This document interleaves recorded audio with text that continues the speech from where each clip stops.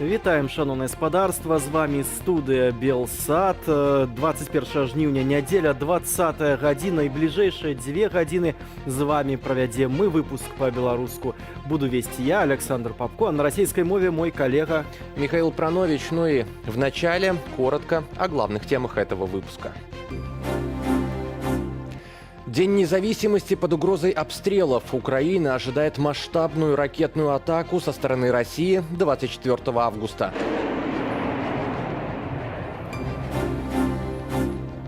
Ці паляцяць расійскія ракеты з боку Беларусі, навошта звозяць зброю ў Зябраўку і разбудоўваюць аэрадром у Лунінцы. Жыхары проезжают. Местные жители проезжают и периодически спрашивают этих россиян, что они здесь делают. Тут же не Россия. Смерть Дарьи Дугиной, дочери российского философа-националиста Александра Дугина. Версии, обстоятельства и возможные последствия. Пад ціскам дзяржавы абаронцаў духовных скреп, як у Расіі выжываюць прытулкі для жанчын, якія пацярпелі ад хатняга гвалту. Я пыталась выбежать в подъезд, наверное, раза 4, и, просто не получилось у меня это. Когда за волосы и просто тебя швыряет.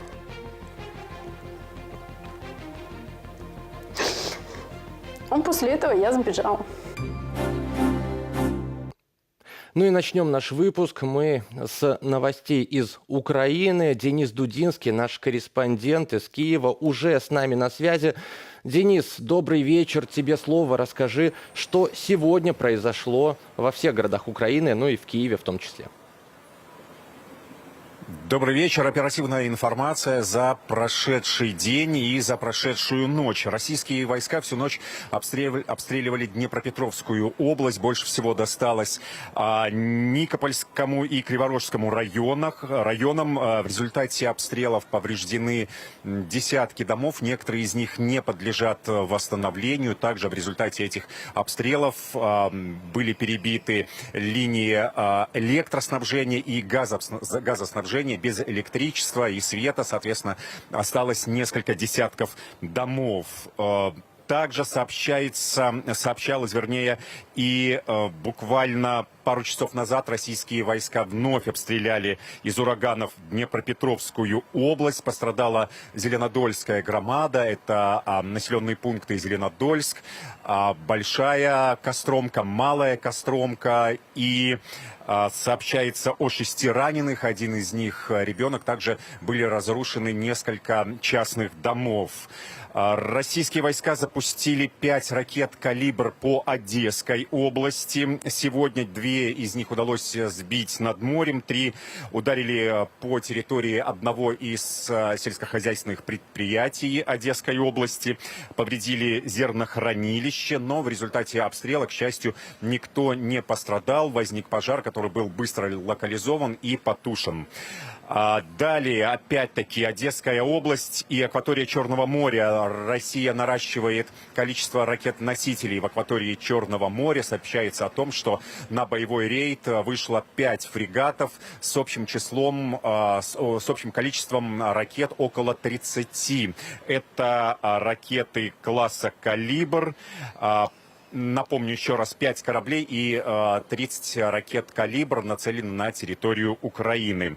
Тем временем вооруженные силы Украины за прошедшие сутки уничтожили еще несколько баз боекомплектов и тяжелой техники российских войск. Это в Горловке Донецкой области и Чернобаевке Херсонской области. Также сообщается, что из-за частых обстрелов со стороны российских войск была повреждена эстакада на территории Запорожской атомной электростанции, что может привести к дальнейшему выбросу элементов, содержащих радиацию, и нарушению пожарной безопасности. Об этом сообщает «Энергоатом».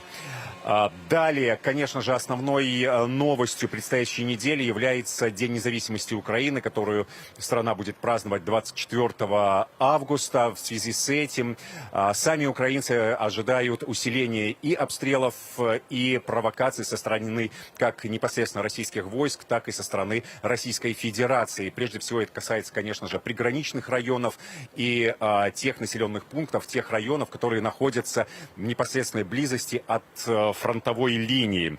Но, разумеется, украинские власти предпринимают все возможное, чтобы как-то минимизировать последствия вот этих вот провокаций и обстрелов со стороны России. Так, например, с 22 по 26 августа всем сотрудникам правительственного квартала Киева, это квартал, район, где находится и парламент, и офис президента, и Нацбанк Украины, рекомендовано работать из дому из-за возможности усиления таких вот обстрелов со стороны Российской Федерации. Также в Киевской области на период с 22 по 25 августа запрещены все массовые мероприятия, митинги, шествия, парады, в общем, любые мероприятия, которые сопряжены с большим количеством людей. На Харьковщине, это район, непосредственно сам Харьков, который подвергается постоянным круглосуточным обстрелам. На Харьковщине в День независимости ведут продленный комендантский час. Он начнется 23 августа в 7 часов вечера и закончится только 25 августа в 7 часов утра, опять-таки из-за соображений безопасности. Также в некоторых территориальных громадах меняется сигнал оповещения о тревогах в зависимости от того, какой тип обстрела ожидается со стороны российских войск. Так, например, сигнал химической опасности будет звучать как звук церковных колоколов, а сигнал радиационной безопасности – это звон в набат, ну а сигнал эвакуации из города будет звучать как долгий протяжный гудок поезда, после чего необходимо включить радио или телевидение и получить все необходимые инструкции о дальнейших действиях. Ну а в случае объявления воздушной тревоги сигнал будет звучать как обычный сигнал, как обычный гудок, но протяженностью уже не без перерывов 30 секунд. Вот такие вот действия предпринимают украинцы в ожидании 24 августа. Напомню, это День независимости Украины. Студия. Дякую вялікі Дзяніс. З намі на сувязі быў Дзяніс Дудзінскі, наш карэспандэнт у Кіеве, які распавёў, якім чынам Украіна рыхтуецца да магчымых атакаў і правакацыяў, узброеных правакацый з боку России на День незалежности 24 жніўня. Ну и в продолжение темы. Враг будет бить ракетами по нашим городам в День независимости. Об этом заявил советник Офиса президента Михаил Подоляк. Из-за возможных обстрелов Украины российскими военными с 22 по 26 августа все сотрудники НБУ, Национального парламента, а также Офиса президента будут работать из дома. Ракетные удары в том числе ожидаются из территории Беларуси. На аэродром в Зябровке вновь стягивают российскую военную технику. Подробности в материале Насты Печеньковой. Вы не думайте, что я тут планирую какое-то нападение, вот Украину будем бомбить с территории Беларуси и так далее. Нет у меня никакого желания, чтобы ваши и мои дети воевали. Пока Лукашенко в очередной раз клянется, что не допустит участия Беларуси в войне против Украины, территория страны постепенно превращается в российский военный полигон. Из последнего – сообщение Генштаба ВСУ о переброске систем противовоздушной обороны из России в Беларусь. Это может свидетельствовать о двух вещах. Либо готовится массированная провокация на День независимости или на День флага, который 23 числа, либо россияне опасаются ответных ударов. Хотя авиации в Украине практически для нанесения массированного удара, для каких-то там локальных целей есть, а массированно, к сожалению, у нас нет.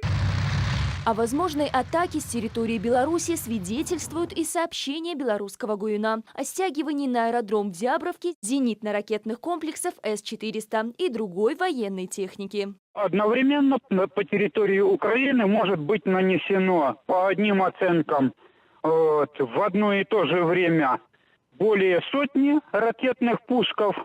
По другим оценкам это число может доходить даже до 300. Разные специалисты называют разные цифры. При этом эксперт считает, что в результате массированной атаки россиян в первую очередь пострадает мирное население. Войска от таких вещей защищены намного лучше, чем защищены мирное население. Нельзя взять школу и перенести в другое место. Нельзя взять детский садок или торговый центр какой-то и перенести в другое место. А вот воинскую часть можно передислоцировать. Украинские власти заранее предупреждают своих граждан о возможном ракетном обстреле в День независимости и призывают быть осторожными. Россия привязывает свои действия к определенным датам. Что нужно сделать, чтобы людям было плохо? Они ненавидят нас, поэтому попытаются 23 и 24 августа увеличить количество обстрелов крылатыми ракетами ряда наших городов. Безусловно, Киев будет в списке этих городов. Полгода войны прошло, а русский мир проигрывает. Поэтому захотят получить определенную компенсацию за эти полгода. Между тем, в Беларуси активно расширяют и модернизируют военный аэродром Лунинец в Брестской области. Как видно на спутниковых снимках, там валят лес, прокладывают коммуникации и возводят здания. Кроме того, в городке находятся российские блокпосты.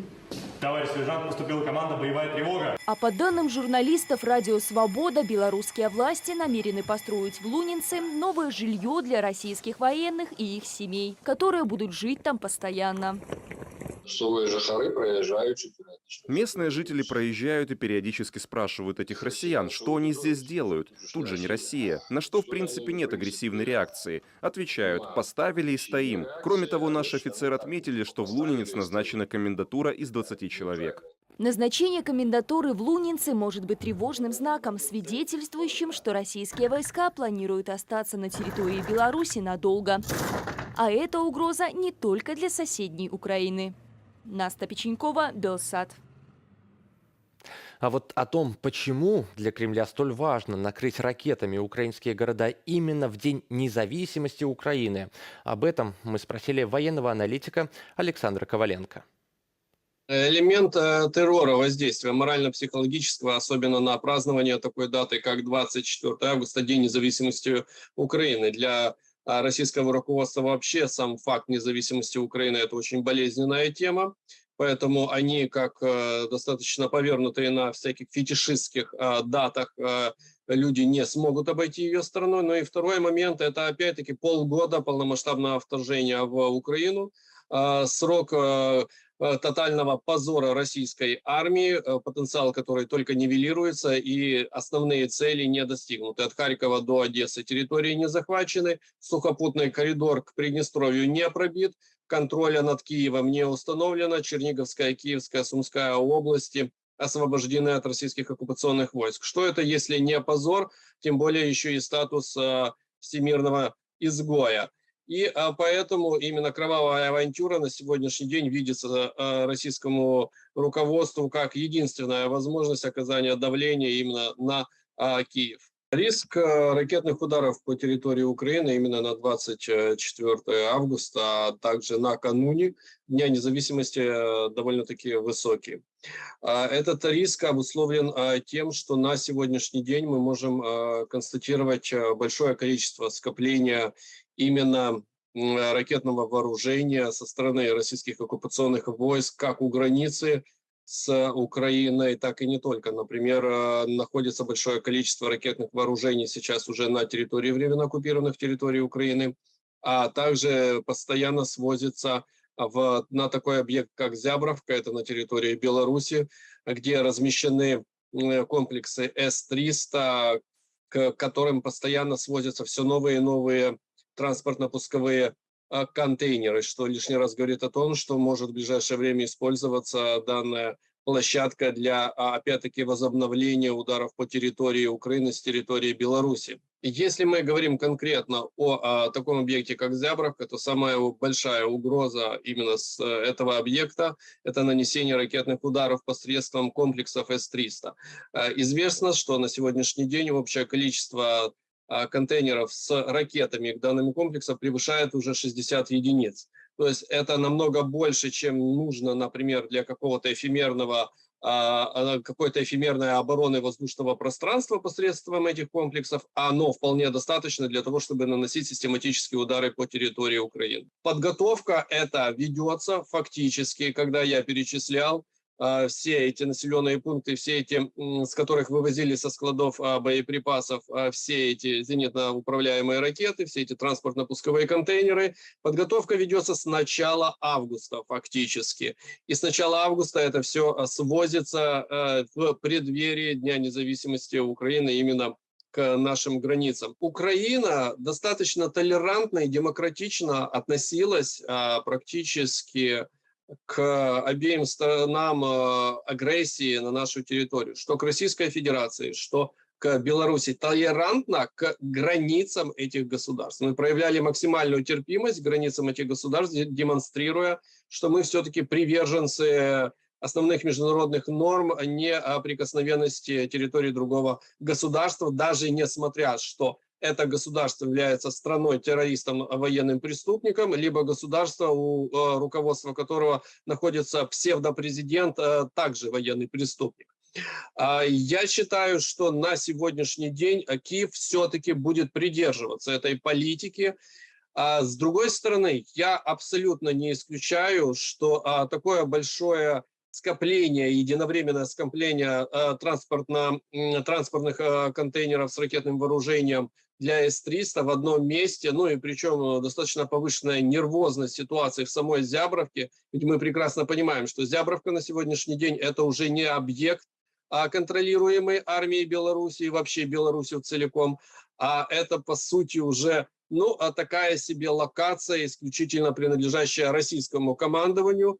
И с учетом такого нервозной напряженной ситуации не исключаю некие, опять-таки, инциденты, либо нарушение техники безопасности. Все может быть абсолютно.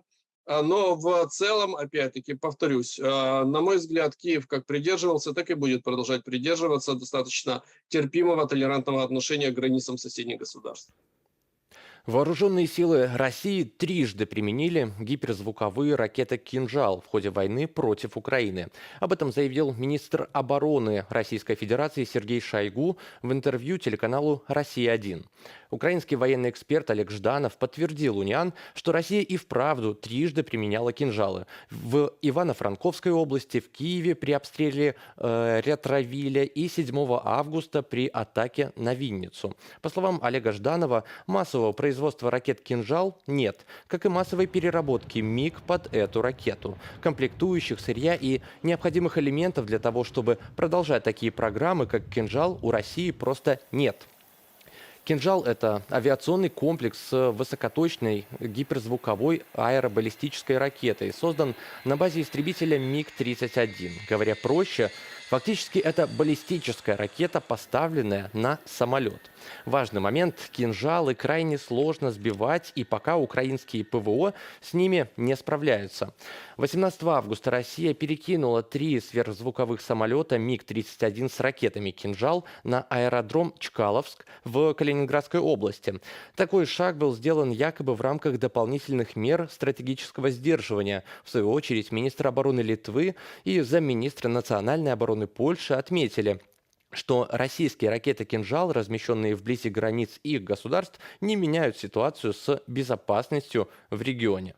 Толькі адна з 20 ракетаў, запущенная расійскімі вайскоўцамі па тэрыторыі Украіны, трапляе па вайсковых аб'ектах. Пра гэта заявілі ў службе бяспекі Украіны. Астатнія 19 ракет трапляюць у грамадзянскую інфраструктуру. Гэта жылыя дамы, школы, бальніцы, універсітэты. Ну а премьер-министр Чехии и Словакии Петр Фиала и Эдуард Хегер в 54-ю годовщину советского вторжения в Чехословакию призвали мир всеми силами помогать Украине. По их словам, сейчас, когда российские танки идут по украинской земле, как никогда важно помнить об августе 1968 года, когда солдаты Советского Союза вторглись в Чехословакию для остановки преобразований и перестройки в государстве. Тогда советская власть крайне негативно восприняла реформы председателя Коммунистической партии Чехословакии Александра Дубчика. Страна была оккупирована всего за несколько часов. Советские войска полностью покинули территорию только в 1991 году после победы бархатной революции. Хотя мы и разошлись почти 30 лет назад, и теперь Чехия и Словакия – две отдельные страны. Наша общая история нас объединяет. И мы должны постоянно себе об этом напоминать. Сегодня, в свете агрессивного вторжения России в Украину, все более и более срочно. Сразу после начала российской агрессии стало ясно, что мы должны не просто пассивно наблюдать за ситуацией в Украине, а наоборот, активно помогать. Наша активная поддержка тем более важна, ведь ужасы войны и страдания мирных жителей происходят буквально за дверью. Именно поэтому мы должны вместе поддерживать украинцев в их сопротивлении агрессии российских оккупантов. Поддерживая Украину, мы также поддерживаем собственную безопасность. Мы не хотим, чтобы Россия была нашим соседом. Давайте не будем забывать историю. Давайте извлекать из нее уроки, чтобы она никогда больше не повторилась. И давайте сохраним общие для нас ценности – уважение к демократии, свободе и правам человека. По случаю годовщины вторжения советских войск в Чехословакию в Чехии в соцсетях запустили новую инициативу. В эти дни на благотворительный счет посольства в поддержку украинской армии поступают десятки платежей. Граждан страны призывают отправить посольству Украины 1968 или 68 чешских крон. Это 80 либо 2,75 евро соответственно на покупку оружия. Пожалуй, самой обсуждаемой темой дня стала гибель Дарьи Дугиной, дочери российского философа и политолога Александра Дугина. Его называют одним из идеологов вот так называемого русского мира. 29-летняя Дарья Дугина возвращалась с фестиваля в джипе, который взорвался во время движения. Следственный комитет России утверждает, что речь может идти о заказном убийстве. По одной из версий, целью покушения был сам Александр Дугин. Прокремлевские СМИ обвиняют в смерти Дарьи Дугиной украинские власти. Официальный Киев, однако, заявляет о своей непричастности. О версиях и роли семьи Дугиных в России далее в нашем сюжете. Подмосковье, поздний вечер. На трассе в районе поселка Большие Вяземы взрывается внедорожник. За рулем Дарья Дугина, политический обозреватель, дочь философа и политолога Александра Дугина. Она погибает на месте. Следственный комитет заявляет, что в автомобиле сработало взрывное устройство. Оперативным службам направлено поручение об установлении лиц, совершивших преступление, и иных свидетелей произошедшего. С учетом уже полученных данных, следствие полагает, что преступление было заранее спланировано и носит заказной характер. Дарья Дугина писала материалы для каналов Russia Today и Царьград под псевдонимом Платонова. Выступала на пропагандистских ток-шоу, снимала репортажи с территории завода «Азовсталь» в оккупированном Мариуполе. Украинский национализм стал прекрасным инструментом в руках глобалистских властей для манипуляции Украиной и для ее разрушения. Понятно. Ведь глобалисты руководствовались классическими принципами, которые были сформулированы у Збигнева-Бзежинского еще в 90-е годы. Россия без Украины – ничто, но Россия с Украиной – империя. Дарья Дугина поддерживала и развивала идеи своего отца, правого философа и политолога. Сам Александр Дугин якобы собирался ехать с дочерью в одной машине, но в последний момент сменил автомобиль. Представитель российского МИДа Мария Захарова уже заговорила про возможный украинский след. Если подтвердится украинский след, а такую версию озвучивал глава ДНР Денис Пушилин, и она должна быть проверена компетентными органами, то речь нужно вести о политике государственного терроризма, реализуемой киевским режимом. Фактов за эти годы накопилось предостаточно, от политических призывов к насилию до руководства и участия государственных структур Украины в преступлениях. Представитель Офиса президента Украины Михаил Подоляк причастность Украины к смерти Дарьи Дугиной отрицает. Ее гибель, по мнению Подоляка, выгодна именно Кремлю. Безусловно, они будут использовать это, во-первых, чтобы усилить идеологическое и информационное давление на российское общество, мол, давайте пойдем массово резать украинцев, а во-вторых, это будут использовать для того, чтобы возникло определенное перераспределение внутреннего идеологического пространства в самой России, которое бы становилось более ультрарадикальным. На этой волне Кремлю будет проще объявить мобилизацию, полагает Михаил Подоляк. С ним согласен аналитик Игорь Тышкевич из Украинского института будущего. Эксперт называет и другие выгоды, которые получает Кремль от гибели Дарьи Дугиной.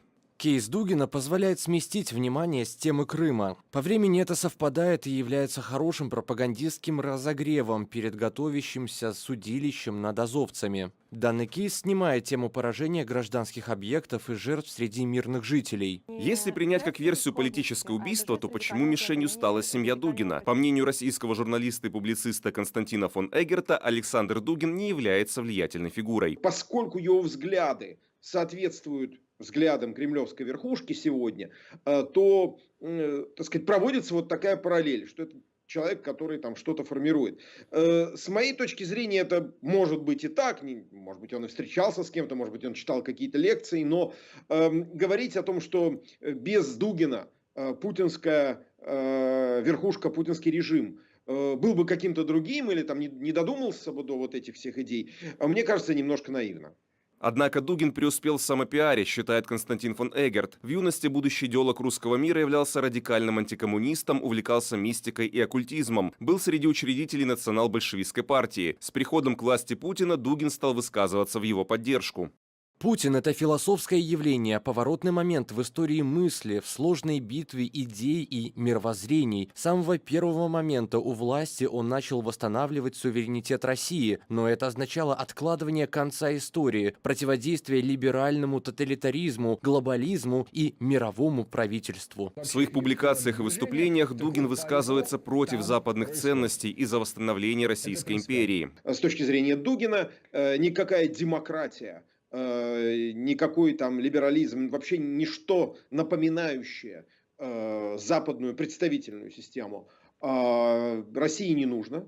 Это страна традиции, и это страна, которой суждено нести великую миссию просвещения народов и объяснения им вреда демократии на всей планете. В 2014 году, когда в Украине свергли пророссийского президента Януковича, Дугин раскритиковал Путина за то, что тот тогда воздержался от полномасштабного вторжения в Украину. Убивать, убивать и убивать. Больше разговоров никаких не должно быть. Российскую агрессию 2022 года Дугин горячо поддерживает. В своих публикациях он отрицает саму возможность существования независимого украинского государства. Спросят, а при чем тут Украина? Вообще ни при чем. Ее нет, но она будет в составе нашей новой империи. Только там, в философском царстве развернувшегося духа, в империи смыслов, она возродится, расцветет. А пока, ну что мы хотим от террористического режима, возглавляемого комиком? Вопрос, кому была бы выгодна смерть Дугина, либо кого-то из его семьи, остается открытым.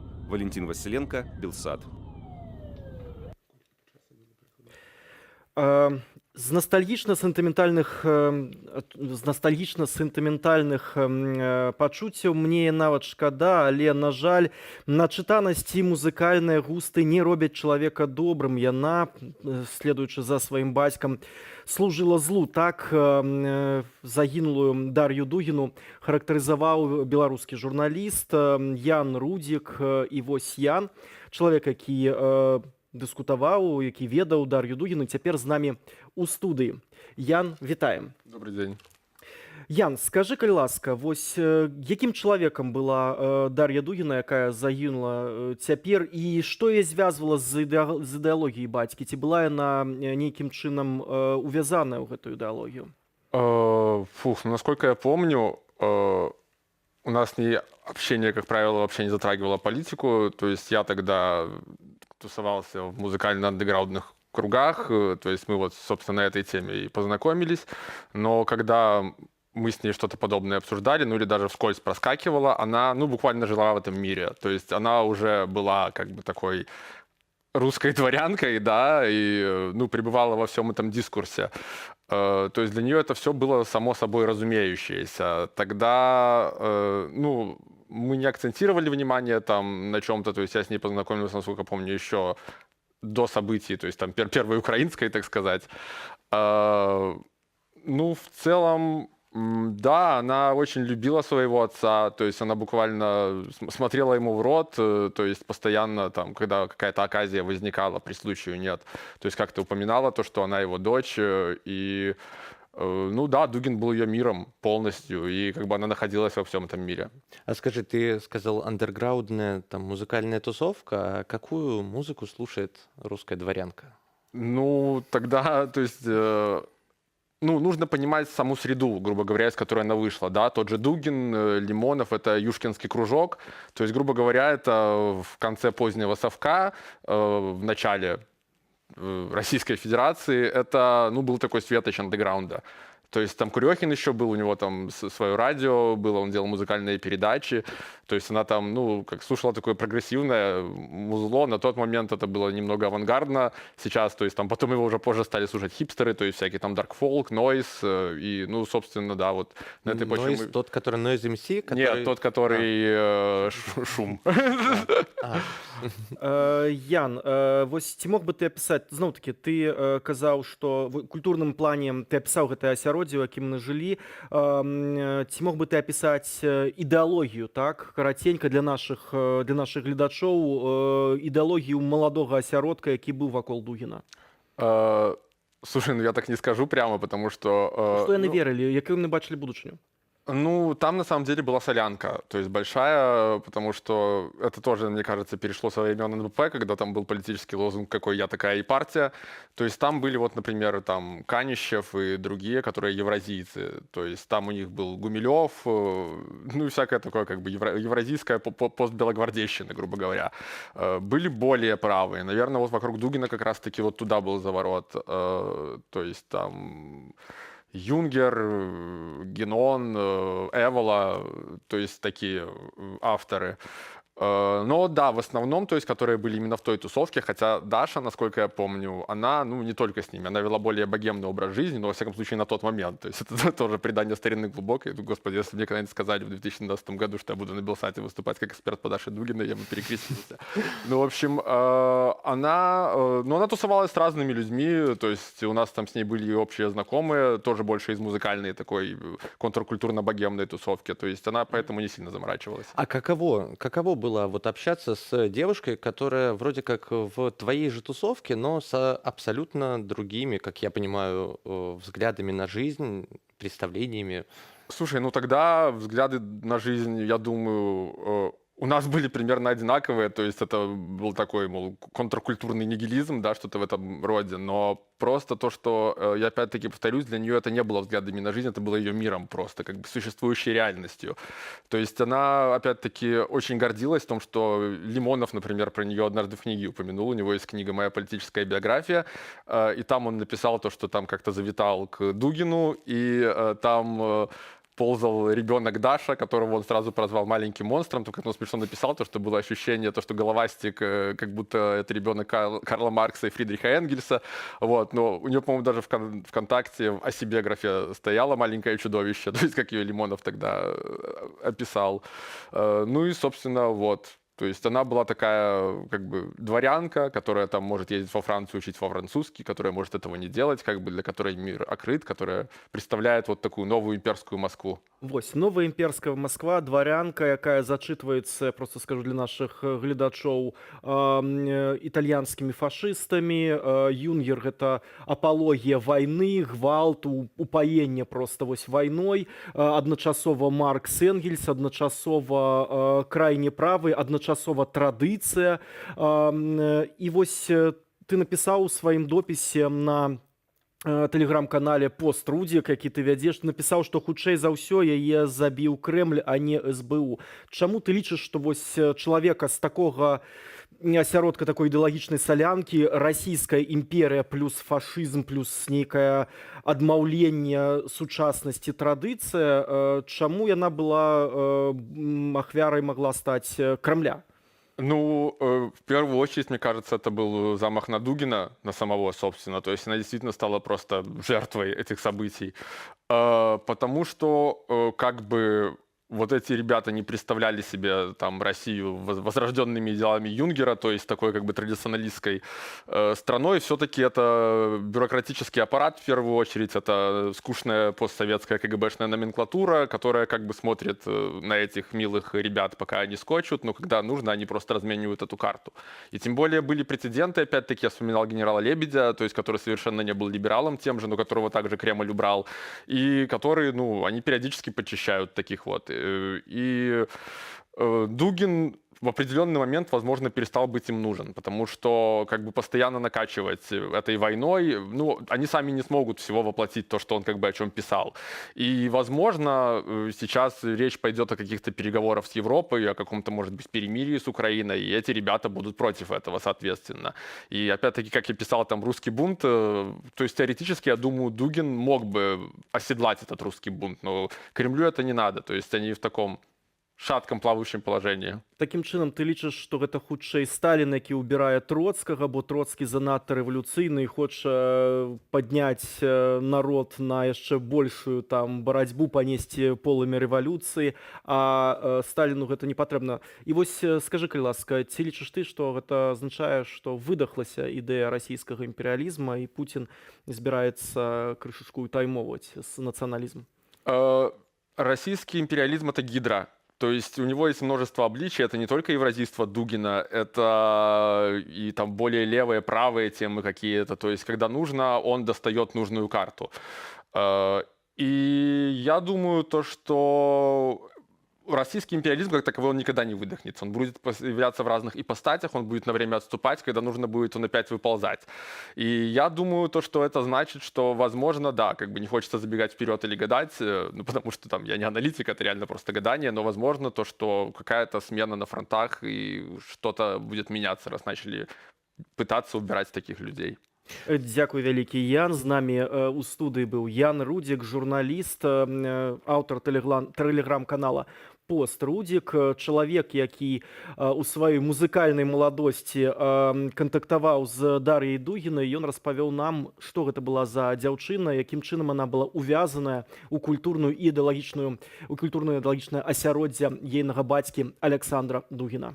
Ну, еще чем занималась Дарья Дугина, как высказывалась об Украине, что стоит за так называемой евразийской идеологией семьи Дугина, рассказал политический аналитик Сергей Сумленный. Давайте послушаем. Она очень активный политический деятель. Она 30-летний ведущий член неонацистской партии Дугина. Она постоянно присутствует во всех СМИ, во всех ультраправых СМИ в России. Она ведет свой телеграм-канал, который очень популярен среди российских националистов, и она постоянно присутствует там со своими посланиями ненависти. Она призывала к геноциду украинцев. Она называла украинцев недочеловеческой расой. Она призывала к публичным убийствам украинских военнопленных. Да, она дочь Дугина, но она, прежде всего, очень активный член российской ультраправой националистической неонацистской влиятельной сцены. Far-right nationalist neo-Nazi influential scene. She is a true soldier of Dugin's party. Она настоящий солдат партии Дугина. Она была индоктринирована с самого детства. Если вы хотите знать, что стоит за этой так называемой евразийской идеологией, которую проводит семья Дугина, то это уничтожение стран Центральной Европы и разделение мира между Москвой и Берлином. Речь идет о создании союза так называемых евразийских наций от Дальнего Востока до Запада. Речь идет об отрицании любой демократии, любой свободы слова, свободы мышления, утверждая, что это некие духовные ценности, которые отрицают любую демократию, любую свободу или свободу выбора. Это способствовало развитию внутри так называемой сердцевинной Евразии. Это развитие геополитики другого Гитлера, его эзотерических мыслителей, и именно этим занимался Дугин. Он остается в стороне от войны в Украине с 2014 года, и Дарья Дугина была очень активна в этой агрессии в Украине. Она писала книгу о прославлении этой войны. Недавно она посетила Мариуполь. Она призывала к публичным казням пленных Азовстали и так далее. Также Дарья Дугина является соавторкой книги «Z», которую планировали выпустить в конце этой осени. Когда она выйдет, неизвестно официально, но личность Дарьи Дугиной, а также все подробности вот этого инцидента, кому это нужно было, кто это мог сделать, мы обсудим также с писателем немного другого сорта, с публицистом Виктором Шендеровичем, который уже с нами на связи. Виктор Анатольевич, здравствуйте.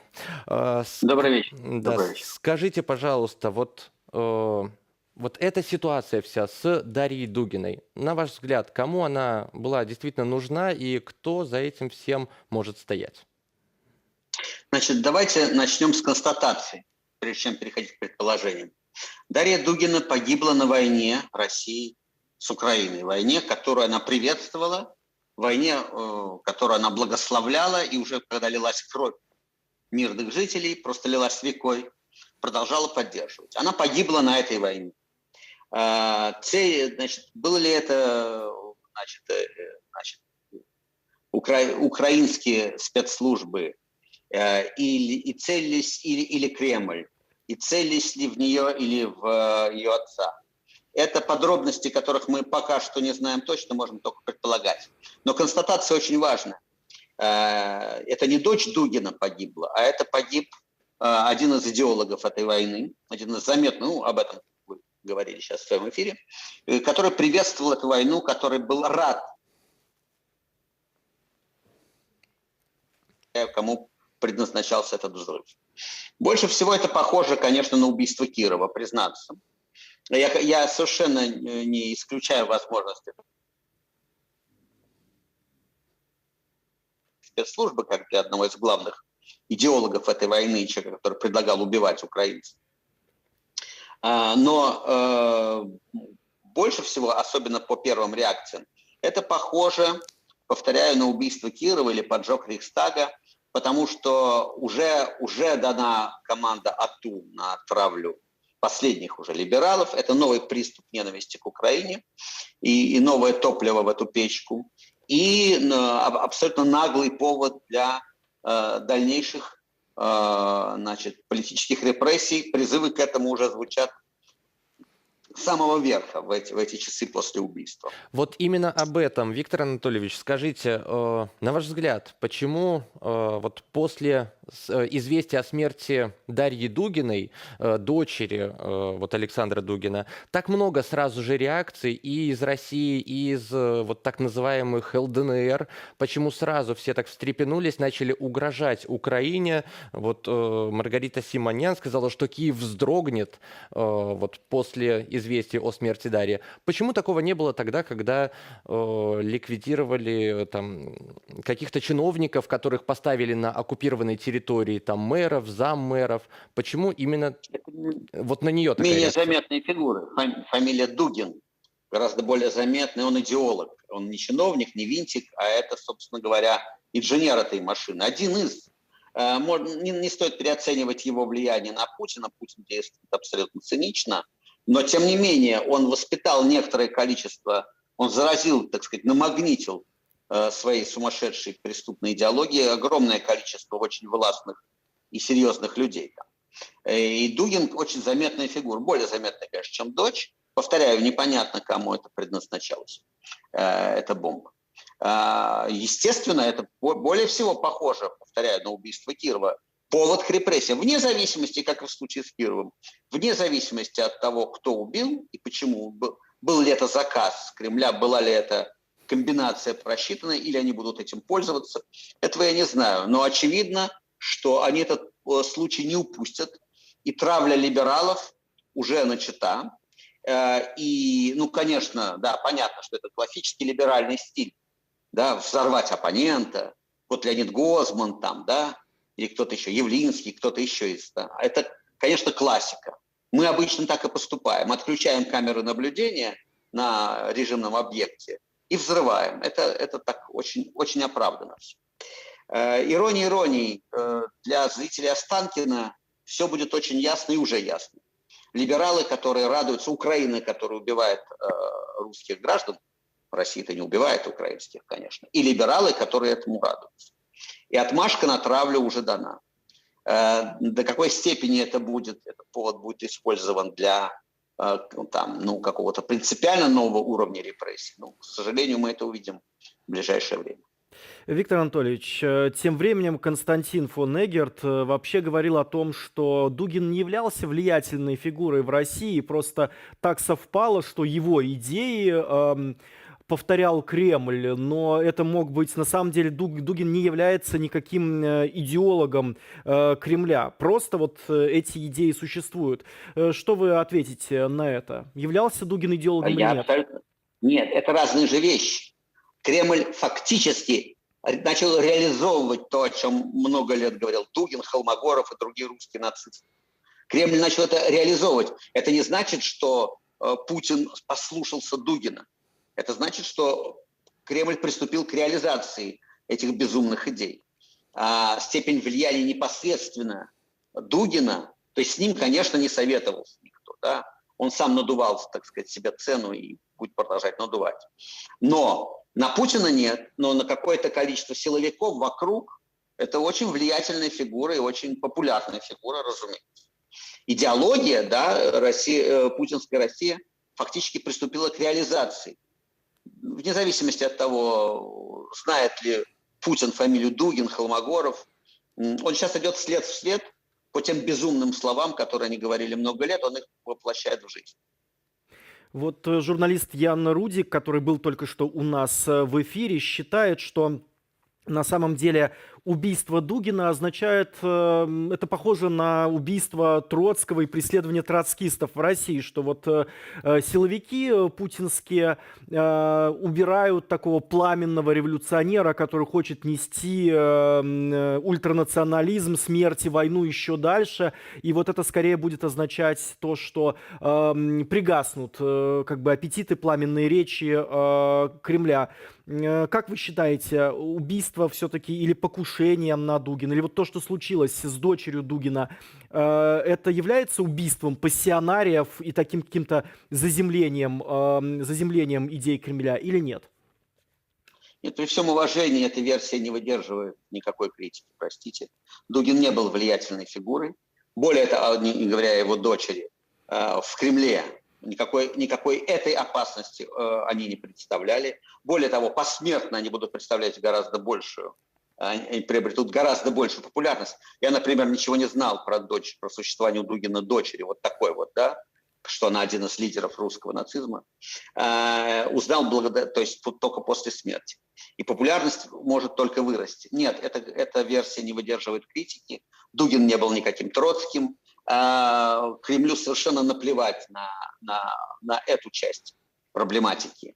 Когда нужно будет, у нас есть Стрелков-Гиркин, простите, да, который действительно еще с 2014 года пытался вырасти в самостоятельную политическую фигуру, его тогда сдули как пенку с чашки, так сказать, с молоком в 2 секунды. Он был очень-очень-очень популярный, очень-очень активный, потом копоньки и исчез с горизонта, как миленький. Да? Поэтому убивать для этого не только не нужно, а даже вредно для этого дела, потому что человек посмертно становится чрезвычайно популярным. И начинаются всякие конспирологические версии, вроде тех, которые, значит, вот ваш эксперт тут высказывал.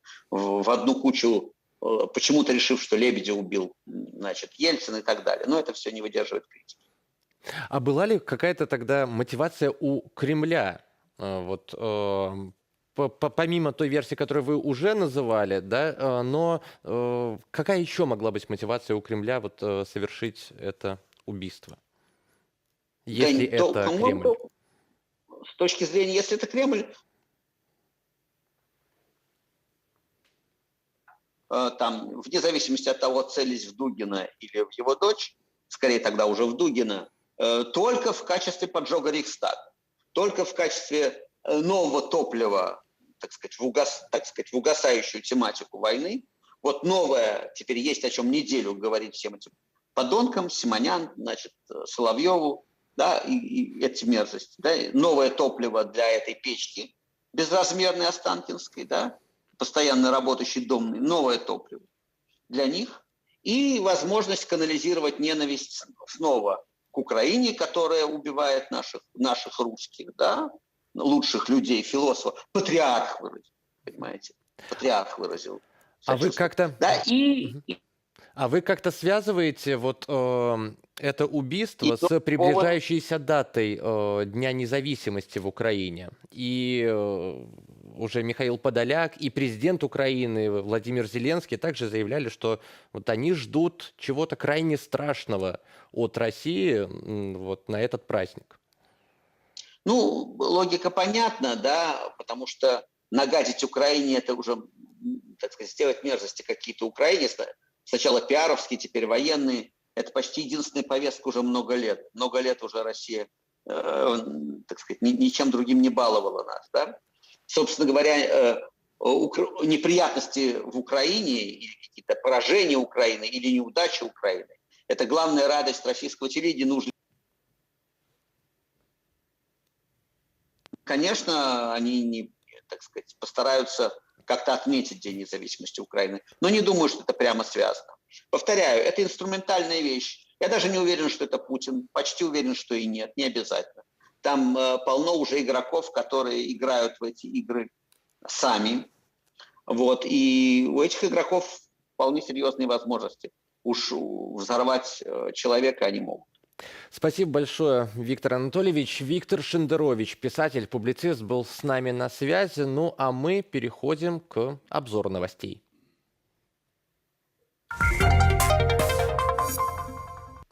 Рейтинг одобрения 63-летнего канцлера Германии Олафа Шольца и его правительства упал до рекордно низкого уровня. Об этом сообщает немецкое информационное издание Bild.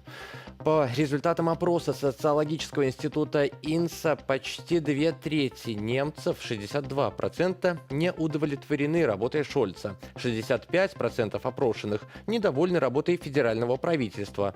Напомним, в декабре 2021 года Шольц был избран федеральным канцлером Германии. Он сменил Ангелу Меркель, которая была главой правительства на протяжении 16 лет. Беларускі добраахвотніцкі полк «Пагоня» пашырыў свае шэрагі падраздзяленнем авіявыведкі. Байцы гэта падраздзяленне далучыцца да складу збройных сілаў Украіны. Паводле звестак Prague Support Team на стварэнне новага складу было сабрана 40 000 евро. Байцы прайшлі падрыхтоўчую праграму ў еўрапейскіх інструктараў, а таксама атрымалі неабходнае абсталяванне ад тэхнікі да аптэчак. Пра гэта паведамляюць у самім палку «Пагоня». В Албании задержали 2 россиян и гражданина Украины. Они пытались проникнуть на военный завод в городе Грамши и сделать там фотографии.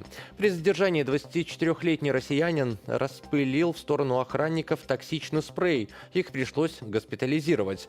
Позднее на территории завода были задержаны Светлана Тимофеева и Михаил Зорин. Всех троих подозревают в шпионаже. Сами задержанные утверждают, что они блогеры, которые публикуют фотографии и видео бывших военных баз Советского Союза. Юрий Воскресенский, былы сябра ініцыятыўнай групы Віктора Бабарыкі, а пазней кіраўнік створанага рэжыму Лукашэнкі круглага стола дэмакратычных сілаў і праўладны каментатар, заўважаны ў Польшчы. Як паведамляе тэлеграм-канал «Матолька памагі», Воскресенскі з 20 до 25 жніўня зарэзерваваў нумар у гатэлі ў вугорскім Будапешце. Аднак сёння канал «Матолька памагі» апублікаваў фота Воскресенска ў адной з кавярань Варшавы. У санкцыйны спіс еўразвязу сёння ўваходзяць 195 грамадзянаў Беларусі, сярод іх чыноўнікі і сілавікі, якія ўдзельнічалі ў фальсіфікацыі выбараў і душылі пратэсты, а таксама дзяржаўныя прапагандысты. Воскресенска візавыя санкцыі Евразвязу обминули. Утром из украинских портов Черноморска, Одессы и Южного вышли еще 4 судна с сельскохозяйственной продукцией. Об этом сообщило Министерство обороны Турции. Из портов вышли сухогруз «Далинг» с сахарной свеклой на борту, «Фильос» и «Фойл» с растительным маслом, «Кубраслеи» с пшеницей. Общее число сухогрузов, отправленных из Украины после заключения Стамбульских соглашений и разблокировки портов, по информации Reuters, достигло 31. Вопреки этим договоренностям, в ночь на 21 августа Россия вновь обстреляла Одессу и повредила одно из сельскохозяйственных предприятий. Об этом сообщает областная администрация города. И еще одно поведомление на конец выпуска. 8 вязняў захапілі у закладнікі супрацоўнікаў СІЗА нумар 1 у Кемераўскай вобласці. Яны напалі на 3 супрацоўнікаў гэтай калоніі падчас праверкі, калі адзін з турэмшчыкаў адкрыў камеру. І цяпер з вязнямі вядуць перамовы, а самі нападнікі патрабуюць выклікаць пракурора і кіраўніцтва Федеральной службы выканания покаранияў.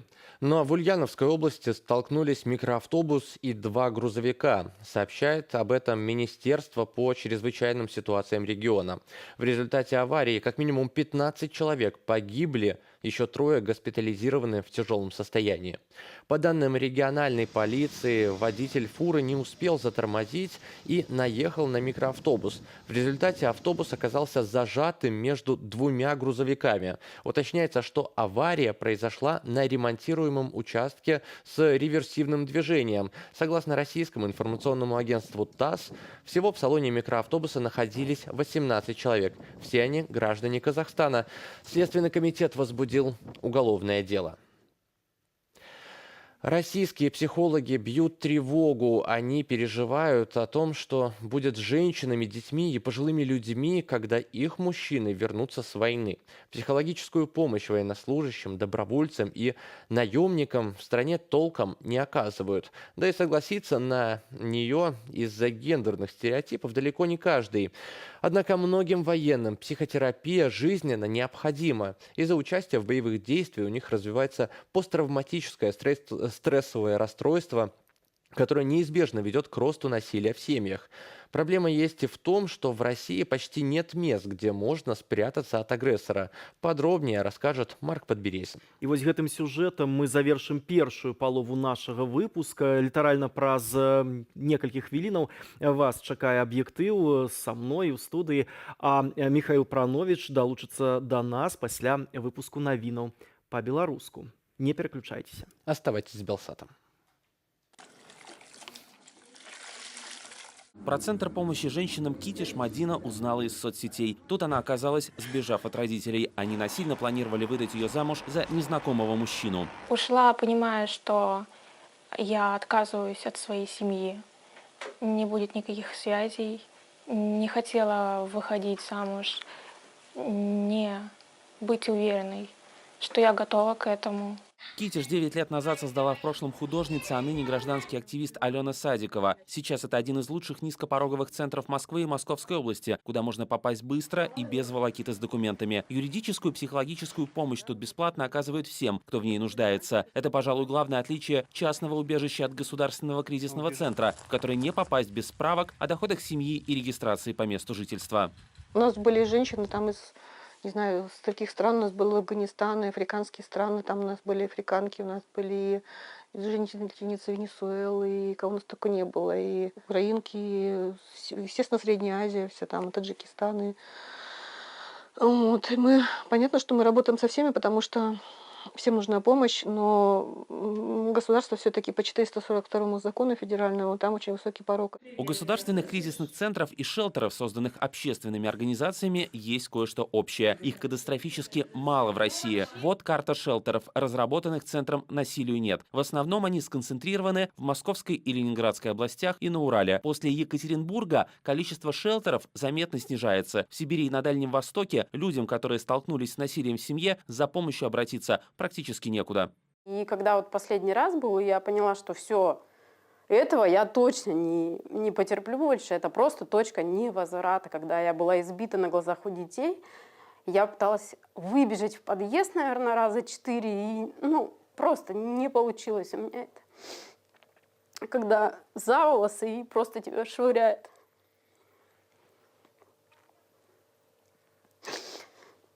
После этого я сбежала.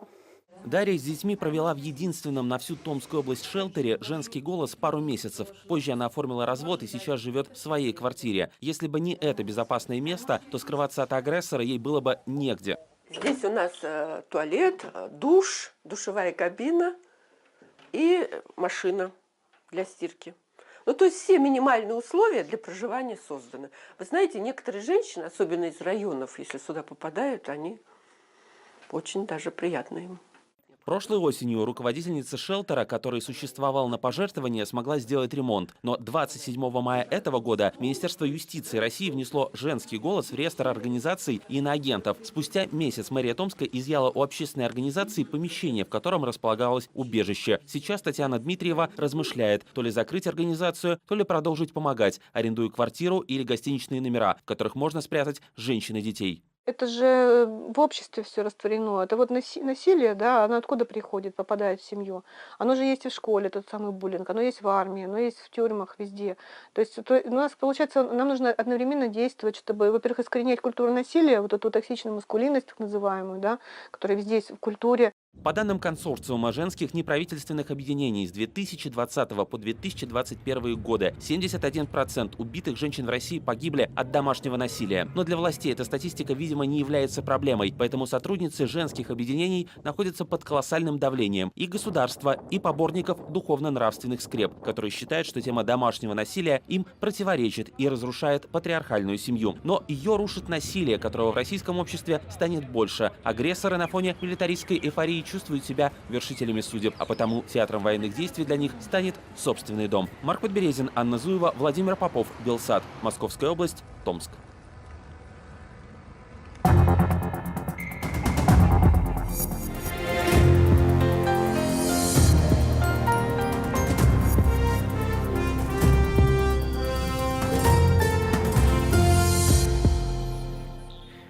Некалі прэстыжны працадаўца, кандытарская фабрыка «Спартак» прапаноўвае надзвычай нізкі заробак для спецыялістаў у вырабе набораў цукерак, усяго $220 у эквіваленце. Гомельскі стадыён «Луч» з верасня ўводзіць плату за ўваход, а дзіцячая футбольная каманда з Веткі не можа прыехаць на турнір, бо мае праблемы з грашыма. Прыкметы эканамічнага крызісу на Гомельшчыне збірае мясцовае выданне «Флагшток».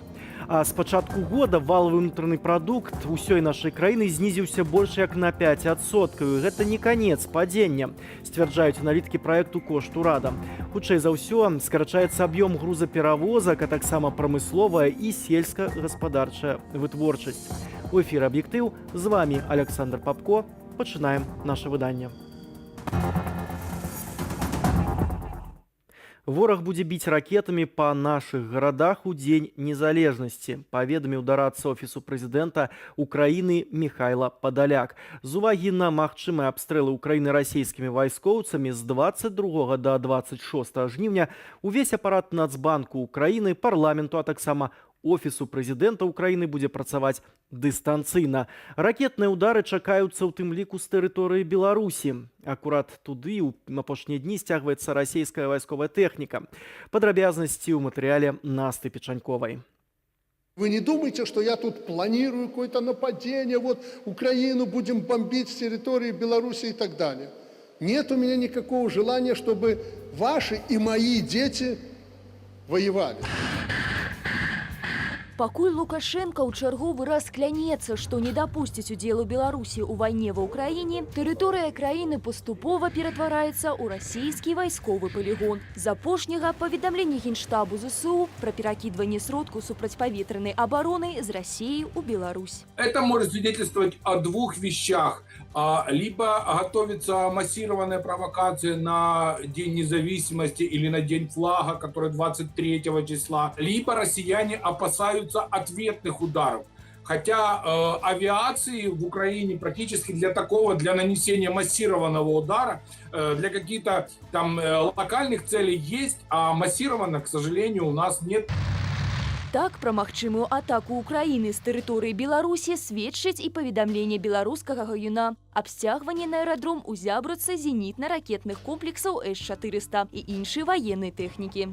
Одновременно по территории Украины может быть нанесено по одним оценкам в одно и то же время более сотни ракетных пусков. По другим оценкам это число может доходить даже до 300.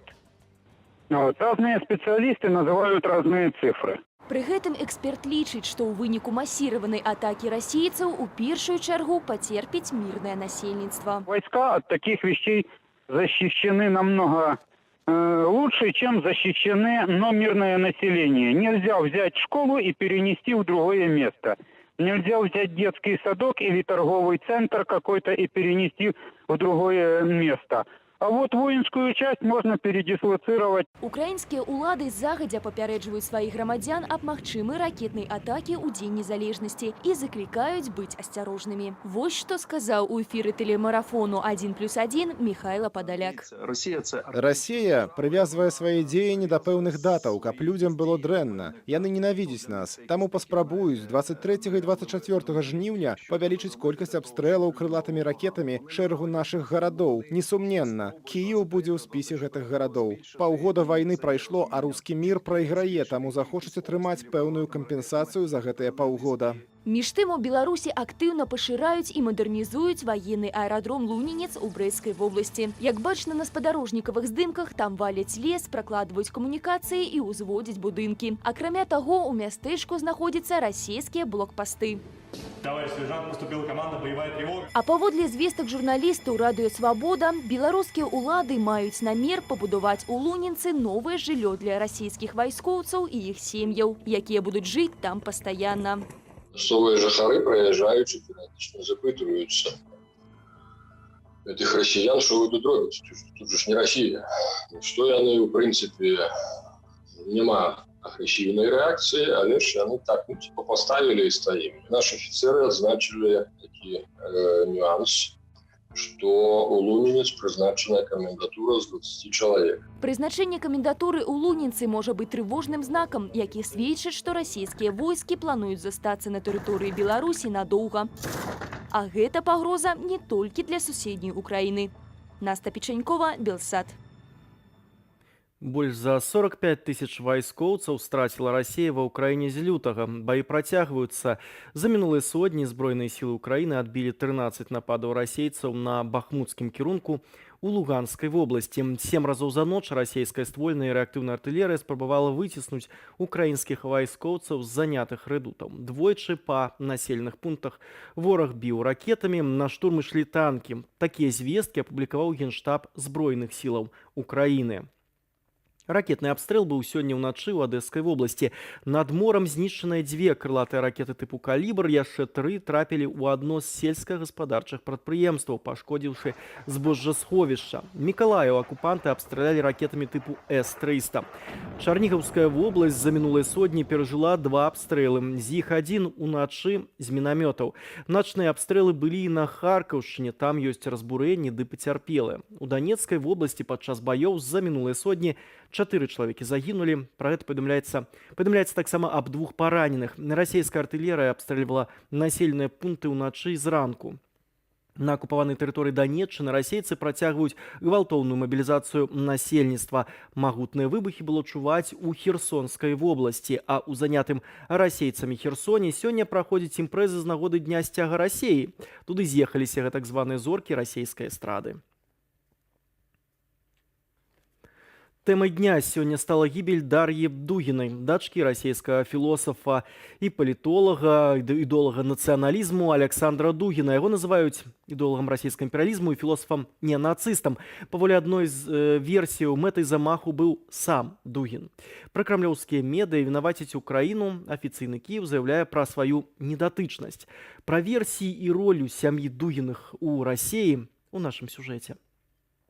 Падмаскоўе позні вечар. На трасе непадалёк паселішча Большыя Вязёмы выбухае пазадарожнік. Кіроўца гіне на месцы. Гэта Дар'я Дугіна, палітычная глядальніца, дачка філосафа и политолога Александра Дугина. Преступление было заранее спланировано и носит заказной характер. Дар'я Дугина писала артикулы для каналов Russia Today и Царьград под псевдонимом Платонова, выступала на пропагандистских ток-шоу, здымала рэпартажы з тэрыторыі заводу «Азовсталь» у акупаваным Марыуполі, падтрымлівала і развівала ідэі свайго бацькі, якога называюць ідэолагам Пуціна. Сам Дугін нібыта меў ехаць разам з дачкой, але ў апошні момант змяніў аўтамабіль. У Крамлі ў смерці Дугінай паспяшаліся абвінаваціць Украіну. Несумненна, яны будуць выкарыстоўваць гэта, па-першае, каб узмацніць ідэалагічны і інфармацыйны ціск на расійскае грамадства. Маўляў, давайце пойдзем масава рэзаць украінцаў. А па-другое, гэта будуць выкарыстоўваць для таго, каб у самой Расіі стварылася пэўнае пераразмеркаванне ўнутранай ідэалагічнай прасторы, якая сталася больш ультрарадыкальнай. Аналітык з Украінскага інстытуту будучыні Ігор Тышкевіч называе іншыя выгады, якія Крэмль атрымлівае ад гібелі Дар'і Дугінай. Кейс Дугіна дазваляе перамясціць увагу з тэмы Крыму. У часе гэта супадае і ёсць добрым прапагандысцкім разагрэвам перад судзілішчам, што рыхтуецца над азоўцамі. Гэты кейс здымае тэму паражэння цывільных аб'ектаў і ахвяраў сярод мірных жыхароў. Калі прыняць як версію палітычнае забойства, то чаму мішэнню зрабілася сям'я Дугіна? Поскольку его взгляды соответствуют взглядам кремлевской верхушки сегодня, то, так сказать, проводится вот такая параллель, что это человек, который там что-то формирует. С моей точки зрения, это может быть и так, может быть, он и встречался с кем-то, может быть, он читал какие-то лекции, но говорить о том, что без Дугина путинская верхушка, путинский режим был бы каким-то другим или там не додумался бы до вот этих всех идей, мне кажется, немножко наивно. У сваіх публікацыях і выступах Дугін выказваецца супраць заходніх каштоўнасцяў і за аднаўленне расійскай імперыі. С точки зрения Дугина, никакая демократия, никакой там либерализм, вообще ничто напоминающее западную представительную систему России не нужно. Это страна традиции, и это страна, которой суждено нести великую миссию просвещения народов и объяснения им вреда демократии на всей планете. У 2014 годзе, калі ва ўкраіне зрынулі прарасейскага прэзідэнта Януковіча, Дугін раскрытыкаваў Пуціна за тое, што ён тады ўстрымаўся ад паўнамаштабнага ўварвання ва ўкраіну. Убивать, убивать и убивать. Больше разговоров никаких не должно быть. Расійскую агрэсію 2020-го Дугін горача падтрымлівае. У сваіх публікацыях ён адмаўляе самую магчымасць існавання незалежнай украінскай дзяржавы. Пытанне, каму была б выгадная смерць Дугіна або чальцоў ягонай сям'і, застаецца адкрытым. Валентин Василенко, Белсат. Тым часам сталіся вядомыя імёны грамадзянаў Расіі, якіх у Албаніі падазраюць у шпіянажы. Гэта блогерка Святлана Тимофеева і 23-гадовы Михаил Зорин. Пра гэта паведаміў міністр абароны Албаніі Ніка Пелешы. Напярэдадні двух грамадзянаў Расіі і грамадзяніна Украіны затрымалі ў албанскім горадзе Грамшы. Яны спрабавалі трапіць на мясцовы завод вытворчасці зброі, каб зрабіць там фотаздымкі. Пры затрыманні грамадзянін Расіі распыліў у бок ахоўнікаў таксічны спрэй. Ахоўніка ў выніку шпіталізавалі. Затрыманыя сцвярджаюць, што здымкі яны збіраліся рабіць для сваіх блогаў, у якіх публікуюць матэрыялы пра былыя савецкія вайсковыя базы. Паліцыя ж Албаніі высвятляе, ці не было ў блогераў іншых мэтаў, напрыклад, выведвальных. Беларусь і Расія будуць гуляць у хакей, але хіба што толькі міжасобку. Кіраўнік Міжнароднай федэрацыі хакею на лёдзе Люк Тардыф пацвердзіў часовае адхіленне Менскую Масквы ад спаборніцтваў пад эгідай арганізацыі у сезоне 2022-2023. Пакінуць Беларусь і Расію без міжнародных турніраў Федэрацыя хакею пастанавіла літаральна адразу пасля нападу Расіі на Украіну. Іншыя тэмы гэтай нядзелі ў нашым скароце навінаў. Аэравыведка палка «Пагоня» прыступіла да службы ў Збройных сілах Украіны.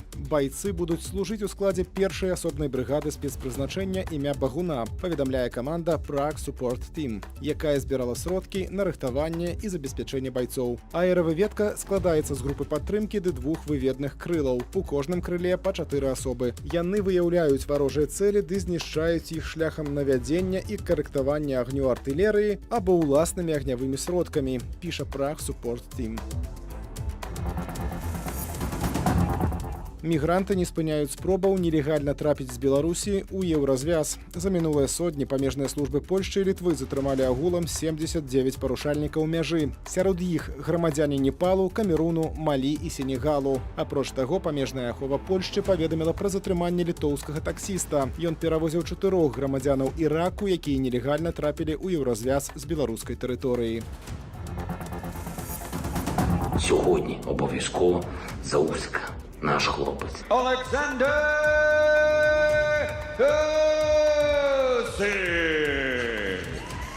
Украінец Александр Усік стаў першым у гісторыі баксёрам уладальнікам пояса рынг у 2 вагавых катэгорыях, а таксама абараніў усе свае чэмпіёнскія паясы ў баі-рэваншы з былым чэмпіёнам свету, англічанінам Энтані Джошуа. Бой адбыўся ўначы з суботы на нядзелю ў Саудаўскай Аравіі. За 12 раундаў баксёры не адправілі адзін аднаго ў накаут, але паводле рашэння суддзяў перамог Усік. Прэзідэнт Украіны Уладзімір Зеленскі назваў перамогу важнай і патрэбнай, а таксама, цытата, сімвалам таго, што ўсе, хто казацкага роду, свайго не аддадуць.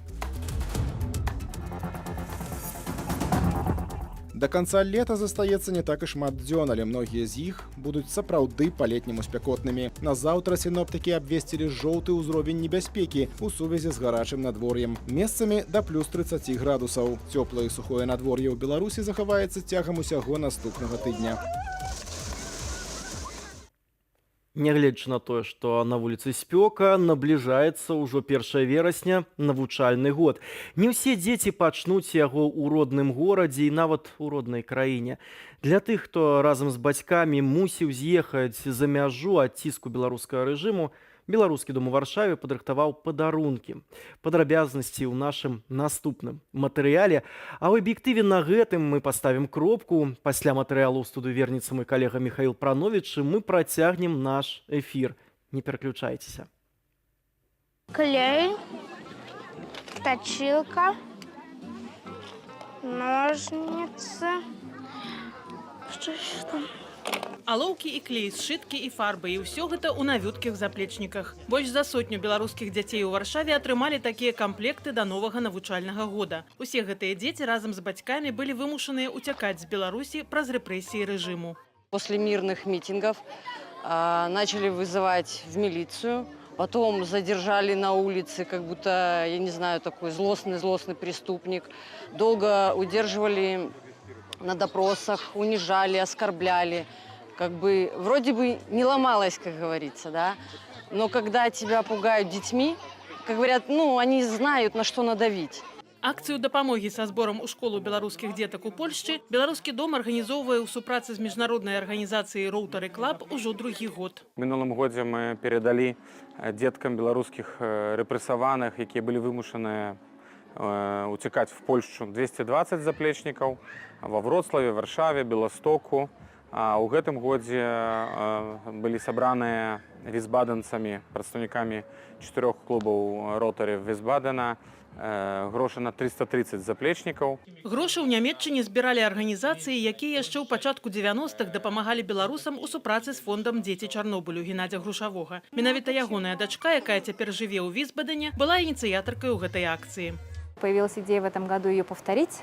Тем более, что в этом году количество беженцев здесь, в Варшаве, увеличилось в связи с тем, во-первых, с продолжением репрессий в Беларуси, а во-вторых, конечно, с ситуацией на Украине. Збор беларускіх дзяцей у школу не толькі дапамога, але і свята салідарнасці ды інтэграцыі, падкрэсліваюць арганізатары. Гэта такое свята на фоне рэпрэсій, але ж мы лічым, што ў дзяцей ніхто не можа забіраць іх дзяцінства, нягледзячы на той жах і тыя трагічныя падзеі, якія выконваюцца в Беларусі штодзённа. У Варшаве раздалі траціну сабраных заплечнікаў. Рэшта паедзе ў Беласток, Познань і Кракаў, дзе таксама жыве шмат уцекачоў з Беларусі. Ірына Дарафейчук, Белсат.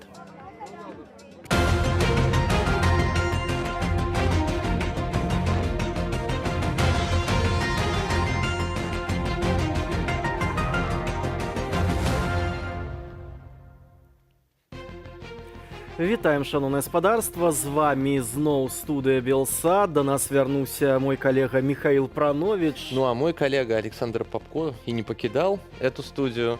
Все это время он был с вами. Провел только что для вас объектив. Ну а мы идем дальше. Новый документальный фильм «Мигранты Лукашенко» вышел на нашем канале. Ему можно посмотреть на сайте «Вот так» на русском языке. Его автор Сергей Пелеса, наш журналист, уже с нами на связи. Сергей, добрый вечер. Расскажите, фильм про мигрантов выходит в контексте войны России против Украины, полномасштабной. Скажите, почему именно сейчас вышел этот фильм и почему даже сейчас нельзя забывать о вопросе миграционного кризиса, который устроил Александр Лукашенко? Да. Ну, добрый вечер. Я на самом деле соавтор. Мы сделали этот фильм в тандеме с моим другом и коллегой Антосием Тележниковым, который сейчас работает в Украине. Почему фильм вышел сейчас? Ну, фильм был готов еще до войны. Он был еще готов за 2 недели до войны. Но некоторое время заняли кое-какие технические исправления, формальности и так далее. И я думаю, что довольно удачно, что он вышел теперь, а не в начале войны, потому что в начале войны это был для нас всех шок, то есть никого не интересовали другие темы. Теперь, когда ситуация более-менее стабилизировалась, можно посмотреть шире, снова вернуться мыслями в прошлый год и подумать, а была ли какая-то связь между миграционным кризисом и войной, да. Она не очевидная для одних, другие скажут, что все очевидно, да, и то, и другое, дело рук российских спецслужб. В общем, миграционный кризис, да, он не случайно совпал по времени с периодом перед войной. В нашем фильме один из экспертов, польский исследователь постсоветских государств Марек Будиш, который написал ряд книг о России и Беларуси, он уже 15 декабря заявил в фильме, и поэтому мы в фильме подписали дату его комментария, 15 декабря прошлого года заявил, что нужно готовиться к войне. Уже тогда Путин озвучил свой ультиматум по отношению к НАТО, к Западу, к Украине. Если вы помните, это было в ноябре прошлого года. И как раз в ноябре прошлого года была кульминационная атака на польскую границу недалеко Гродно. В фильме это до конца не прозвучало, потому что мы ограничены средствами фильма, но напрашивается вывод, что эта операция была подготовкой, в том числе к войне. Да? Это была проверка реакции Запада, проверка реакции Польши и Литвы, проверка того, примут ли мигрантов в странах ЕС или нет, и что будет потом с украинскими беженцами. Вот. Но, тем не менее, в фильме у нас есть четкая информация о том, что в эту операцию «Шлюз», как ее называют аналитики из Байпол, в том числе Александр Азаров выступает в нашем фильме. Так вот, операцию «Шлюз» в том числе готовили специалисты ФСБ, которые находятся в Минске, их там больше 10, и только часть из них пограничники. То есть остальные сотрудники ФСБ российского, которые работают в Минске, это не пограничники. И вот по мнению Александра Азарова, и он озвучивает это мнение в фильме, именно они были мозгом операции «Шлюз» по переброске нелегальных мигрантов из Беларуси, точнее из Азии и Африки, через территорию Беларуси на Запад. Таким образом, чтобы надавить на соседей, заставить их вести диалог с Лукашенко, снять санкции, признать Лукашенко, а при случае проверить реакцию, проверить кризисную реакцию Польши, Литвы и, скажем так, твердость обществ. То есть насколько удастся такой миграционной атакой разделить общество и привести к каким-то волнениям, реакциям негативным. И все это видно, в общем-то, в фильме. Об этом все мы рассказываем в фильме. Насколько удалось, скажем так, вбить в клин литовское общество, польское и так далее. Сергей, але калі браць палкоўніка Азарова, то ён сцвярджаў, што аперацыя «Шлюз» распрацоўвалася ўвогуле за 10 гадоў да мігрантскага крызіса, які разыграўся ў восень 2021 года. На ваш погляд, той штурм на межы еўрапейскага звязу, вось гэтая спроба рэакцыі еўрапейскіх краінаў, якая адбылася ў 2021 годзе напрыканцы, гэта з самага пачатку планаваў усё ж таки Менск, ці ўсё ж таки ініцыятарам усяго гэтага канфлікту была Москва?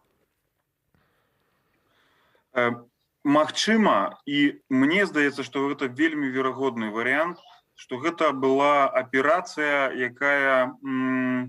у якой Лукашенко кіравалі. Лукашенко мог думаць, што ён дзейнічае самастойна, што гэта ягоная аперацыя, так? Але насамрэч ім кіравалі людзі з ягонага атачэння, беларускія сілавікі, звязаныя з расійскімі спецслужбамі і іхныя куратары ў Менску, то бок супрацоўнікі ФСБ, кіравалі гэтымі людзьмі. Як это магло выглядаць? Так? У нас в матэрыялах, якія не ўвайшлі ў фільм, а шмат матэрыялаў не змясцілася, ёсць аналіз Марека Будіша, польскага палітолага, пра тое, што гэта была падобнага кшталту аперацыя. Ну, гэта магло выглядаць такім чынам. Лукашенку падсоўваецца адпаведна падабраная аналітыка. Так? Мы ведаем дакладна, што так это функцыянала ў Савецкім Саюзе, так это функцыянуе ў Расіі, што фактычна кіраўнікі дзяржавы яны свабодна не карыстаюцца медыямі. Я маю на ўвазе свабоднымі медыямі ў інтэрнэце. Ім падсоўваюць штодзённа аналітыку, так, раздрукоўкі, скажем так, І на базе гэтай аналітыкі яны прымаюць рашэнні. Так вось я думаю, што Лукашенко тут Лукашенку падавалася, што гэта ягоная уласная аперацыя, ягонае уласнае рашэнне, а насамрэч яму гэтую аперацыю падсунулі. То бок зрабілі, скажем так, з Лукашэнкі таксама дрэннага хлопца, такога бэдбоя, так? Бо зразумела, што як бы парадокс пэўны. Ён хоча націснуць мігрантамі, маўляў, размаўляйте са мной, здыміце санкцыі, давайте паговорым, бо у вас будуць праблемы. Да? Видите, як крымінальнікі дзейнічаюць, ствараюць праблему, а потым прапановваюць, прадаюць яе рашэнне. Да? Я тебе ствараю праблему, заплаці мне грошы, я вырашу твою праблему. Так і Лукашенко, я вам ствараю праблему, заплаціце мне умоўна, прызнайце мяне, я праблему здыму. Але насамрэч гэтую аперацыю ему подсунули з Москвы. Я думаю, что можно такую выснову зрабіць з теперь уже з перспектывы больш чым года от початку миграционной атаки. Тем не менее, Евросоюз не пошел на вот этот шантаж Лукашенко, ну, по крайней мере, как он сам, наверное, думает, что это его шантаж. Скажите, на ваш взгляд, почему до сих пор эту операцию никто не прекратил? И до сих пор на границе там, белорусско-польской, по крайней мере, постоянно вот мы узнаем, слышим новости о том, что какая-то группа мигрантов снова пыталась штурмовать белорусско-польскую границу. Так, ну, операцию «Шлюз», ці міграцыйную атаку, ці гібридную атаку режиму Лукашенко при падтрымцы расейцаў, расійскіх спецслужбаў удалося затормозить и заморозить. Так, міграцыйны кризис замороженный, он канчаткова не спынены. Для параўнання давайте поглядим на статистику. У нашем фильме есть гэтая статистика. До конца 2021 года, до конца минулого года зарегистрировано 57 тысяч спробаў перакрочыць нелегальна мяжу развязу у Літве, Латвіі ды у Польшы. З чаго прыкладна каля там 40 тысяч, дакладна не памятаю, каля 40 тысячаў гэта была Польша. Ад пачатку кризису до конца года, то бок ад прабачце, летние месяцы 3 и 4, 3 восеньские и 1 зимовый. То бок за 7 месяцев каля 40 тысяч. Теперь же за 7,5 месяцев у Польши только 7 тысяч спробаў нелегальных мигрантов. То бок фактично прыкладна у 6 разоў меньше. То бок сёлета у 6 разоў меньше мигрантов пробуе перакрочыць мяжу Беларуси с Польшей. Это значит, что кризис протягивается, але он таки вялотекучий, скажем так, он замороженный. Я думаю, что белорусские спецслужбы не ведут далее этот кризис, яны им не займаются, яны не кируют, и это в основном спонтанные мигранты. Это спонтанные мигранты, которые убачили шанец, что можно трапить про Белоруссию в развяз. И что цікава, у основном это африканцы и громадяне іншых державаў, не курды з Іраку, тому што большасць мігрантаў нелегальных летась гэта былі курды менавіта з Іраку, з рэгіёнаў Курдыстан. Так? Яны зразумелі, што шлях праз Беларусь вельмі складаны, а можа быць нават амаль што цалкам закрыты. Асабліва пасля таго, як Літва, Латвія і Польша пачалі прымяняць працэдуру пушбэк, то бок выштурхоўваць мігрантаў назад на тэрыторыю Беларусі, дзе яны легальна знаходзяцца. Так? Пасля гэтага крызіс пайшоў на спад, и фактично засталіся вось толькі, ну, як бы такие отчаянные головы, так, которым уже нема што губляць, і яны прабуюць перакручыць мяжу, ну, там, дзе нема, не збудавалі палякі мур, напрыклад, так, на нейкіх падмоклых, забалочаных тэрыторыях у ваколіцах Белаверскай пушчы. Ну, але, так як я сказаў, яшчэ варта паўтарыць, што маштаб спаў прыкладна ў 6 разоў. Спасибо большое, Сергей. Сергей Пелеса, автор фильма «Мигранты Лукашенко», был с нами на связи.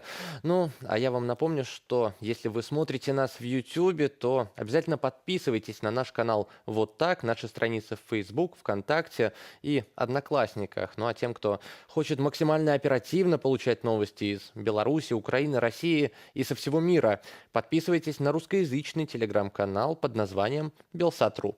Ну, акрамя таго, мы запрашаем на наш беларускамоўны YouTube-канал Белсат Ньюс, а таксама на старонку ў Фейсбуку і ў Тэлеграме, якія таксама называюцца Белсат Ньюс. Заходзьце, чытайце, ведайце праўду пра сітуацыю ў Беларусі і свеце. Ну и фильм, о котором мы только что говорили, «Мигранты Лукашенко», еще раз напомню, вы можете посмотреть на сайте «Вот так» и на нашем YouTube канале. Ну а мы идем дальше. В Албании при попытке проникновения на завод, который работает на оборонную промышленность страны, задержаны 2 граждан России и гражданин Украины. Одному из них удалось попасть на территорию завода. При задержании он оказал сопротивление и применил баллончик с газом против охранников. По данным Albania Daily News, нарушителей подозревают в шпионаже. Один из задержанных пытался сфотографировать военный объект на территории завода. 2 других были пойманы охранниками неподалеку. Министерство обороны Албании сообщило о 2 пострадавших охранниках. Сейчас они в больнице. Он использовал спрей. В результате насильственных действий у меня есть некоторые ранения на теле, а также ожог на лице от спрея. В тот момент мы ничего не видели, но сейчас нам лучше. Вместе с другим охранником мы его задержали. Министр обороны Албании Ника Пелеши посетил раненых охранников в больнице. Он заявил, что говорить о мотивах рано, но сослался на геополитику, что может указывать на связь с войной России против Украины, которую правительство Албании подвергло критике. Учитывая широкий региональный и геополитический контекст, это нельзя сбрасывать со счетов как обычный гражданский инцидент. Но мы не можем спешить с выводами. Однако тот факт, что эти иностранные граждане отреагировали насильственно, заставляет нас быть более осторожными и расследовать дело до конца. Тем не менее, задержанные утверждают, что они блогеры и занимаются публикацией фото и видео бывших военных баз Советского Союза. Ну а подробнее эту тему мы прямо сейчас обсудим с Марией Гилетти. Это эксперт-балканист, кандидат политических наук. Она уже с нами на связи. Мария, добрый вечер. Скажите, вот... Добрый вечер. Подозревают в шпионаже. Как вы думаете, как эта ситуация, если действительно властям Албании удастся доказать, что это шпионы российские, как эта ситуация повлияет на политику Евросоюза и Албании, в частности, в отношении Российской Федерации? Всем добрый вечер. Очень важный вопрос, потому что, мне кажется, сейчас очень много людей, которые занимаются шпионажем в Европе, и, наверное, в западных странах, в США также, которые представляют Россию, или они могут быть с паспортами российскими или паспортами других стран, но они работают на российские спецслужбы. Для этого и очень важно таких людей выявлять, потому что они могут наносить ущерб, очень, очень серьезный ущерб разным странам. Мы знаем, было несколько инцидентов, например, в Болгарии, в Германии, хотя говорят, что нет доказательства, что какого-то вмешательства внешнего, но всегда мы должны понимать, что такое внешнее вмешательство может быть. Также это, понятно, касается Албании. То есть российские спецслужбы используют разных представителей национальностей. Также это могут быть и представители Украины. Лучше сказать, что они могут иметь украинский паспорт. Даже я видела в новостях, что это был поддельный украинский паспорт. Поэтому они могут использовать разных представителей разных стран для того, чтобы заниматься шпионажем в целях Российской Федерации. И важным вопросом это будет разные заводы, которые производят оружие, или разные милитарные вещи, которые нужны для ведения войны. Скажите, Мария, а как повлияла агрессия России против Украины 24 февраля на ситуацию на Балканах? Можем ли мы сказать, что балканский котел также разогревается, и кто его разогревает? Балканский котел разогревается постоянно, потому что мы видим, что Россия постоянно использует каждый момент, который может быть использован на Балканах. Сначала это была Македония, потом Косово, потом Черногория. То есть какой момент возникает в этих странах, или какой-то этнический вопрос, или вопрос с документами, как в Косово был, или вопрос, например, с церкви. И Россия использует все это для того, чтобы разжечь другой фронт, для того, чтобы отвернуть внимание Европы и Запада от Украины.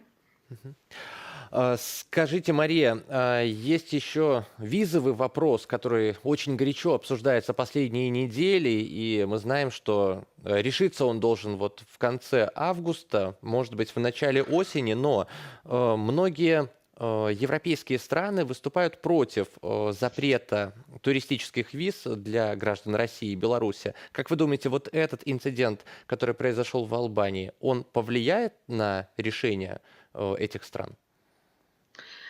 Скажу честно, я надеюсь, да, потому что всегда считала, что Россия, она наносит много урона безопасности многим странам. Мы помним, есть хорошая фраза, которую сказал Збигнев Бжезинский несколько лет тому назад, что российские граждане или россияне не всегда становят угрозу безопасности стран, где они проживают, потому что они никогда не стают членами сообщества, они не стают гражданами этой страны. И вот это первый вопрос. Второй вопрос то, что Россия имеет очень много агентов, особенно в европейских странах. И Россия использует такой фактор, как это гибридная, мы считаем, война, как было в Украине, например, в Крыму, когда люди без идентификации появлялись на острове и захватывали его. И сейчас много людей под видом блогеров, под видом каких-то других специальностей могут проникать в другие страны и делать вещи, которые будут усугублять безопасность в этих странах и в Европе, и в мире в целом. Поэтому я считаю, что визовый вопрос надо решать. Мне нравится подход стран Балтии, которые хотят ускорить этот процесс. Мне кажется, что граждане России, они очень часто могут быть небезопасны для стран Запада. И другое, что для того, чтобы мотивировать граждан России выступать против правительства, нужно каким-то образом влиять на них. И как мы видим, когда страны Запада начали говорить о визах, это было первое, что как бы побудило русских граждан как-то начать реагировать на войну в Украине. То есть их не очень сильно как-то волнует вопрос, когда убивают мирных жителей, но их волнует проблема без визов для них самих, когда они не смогут путешествовать в страны Европы. Поэтому я за это, чтобы ввести визы.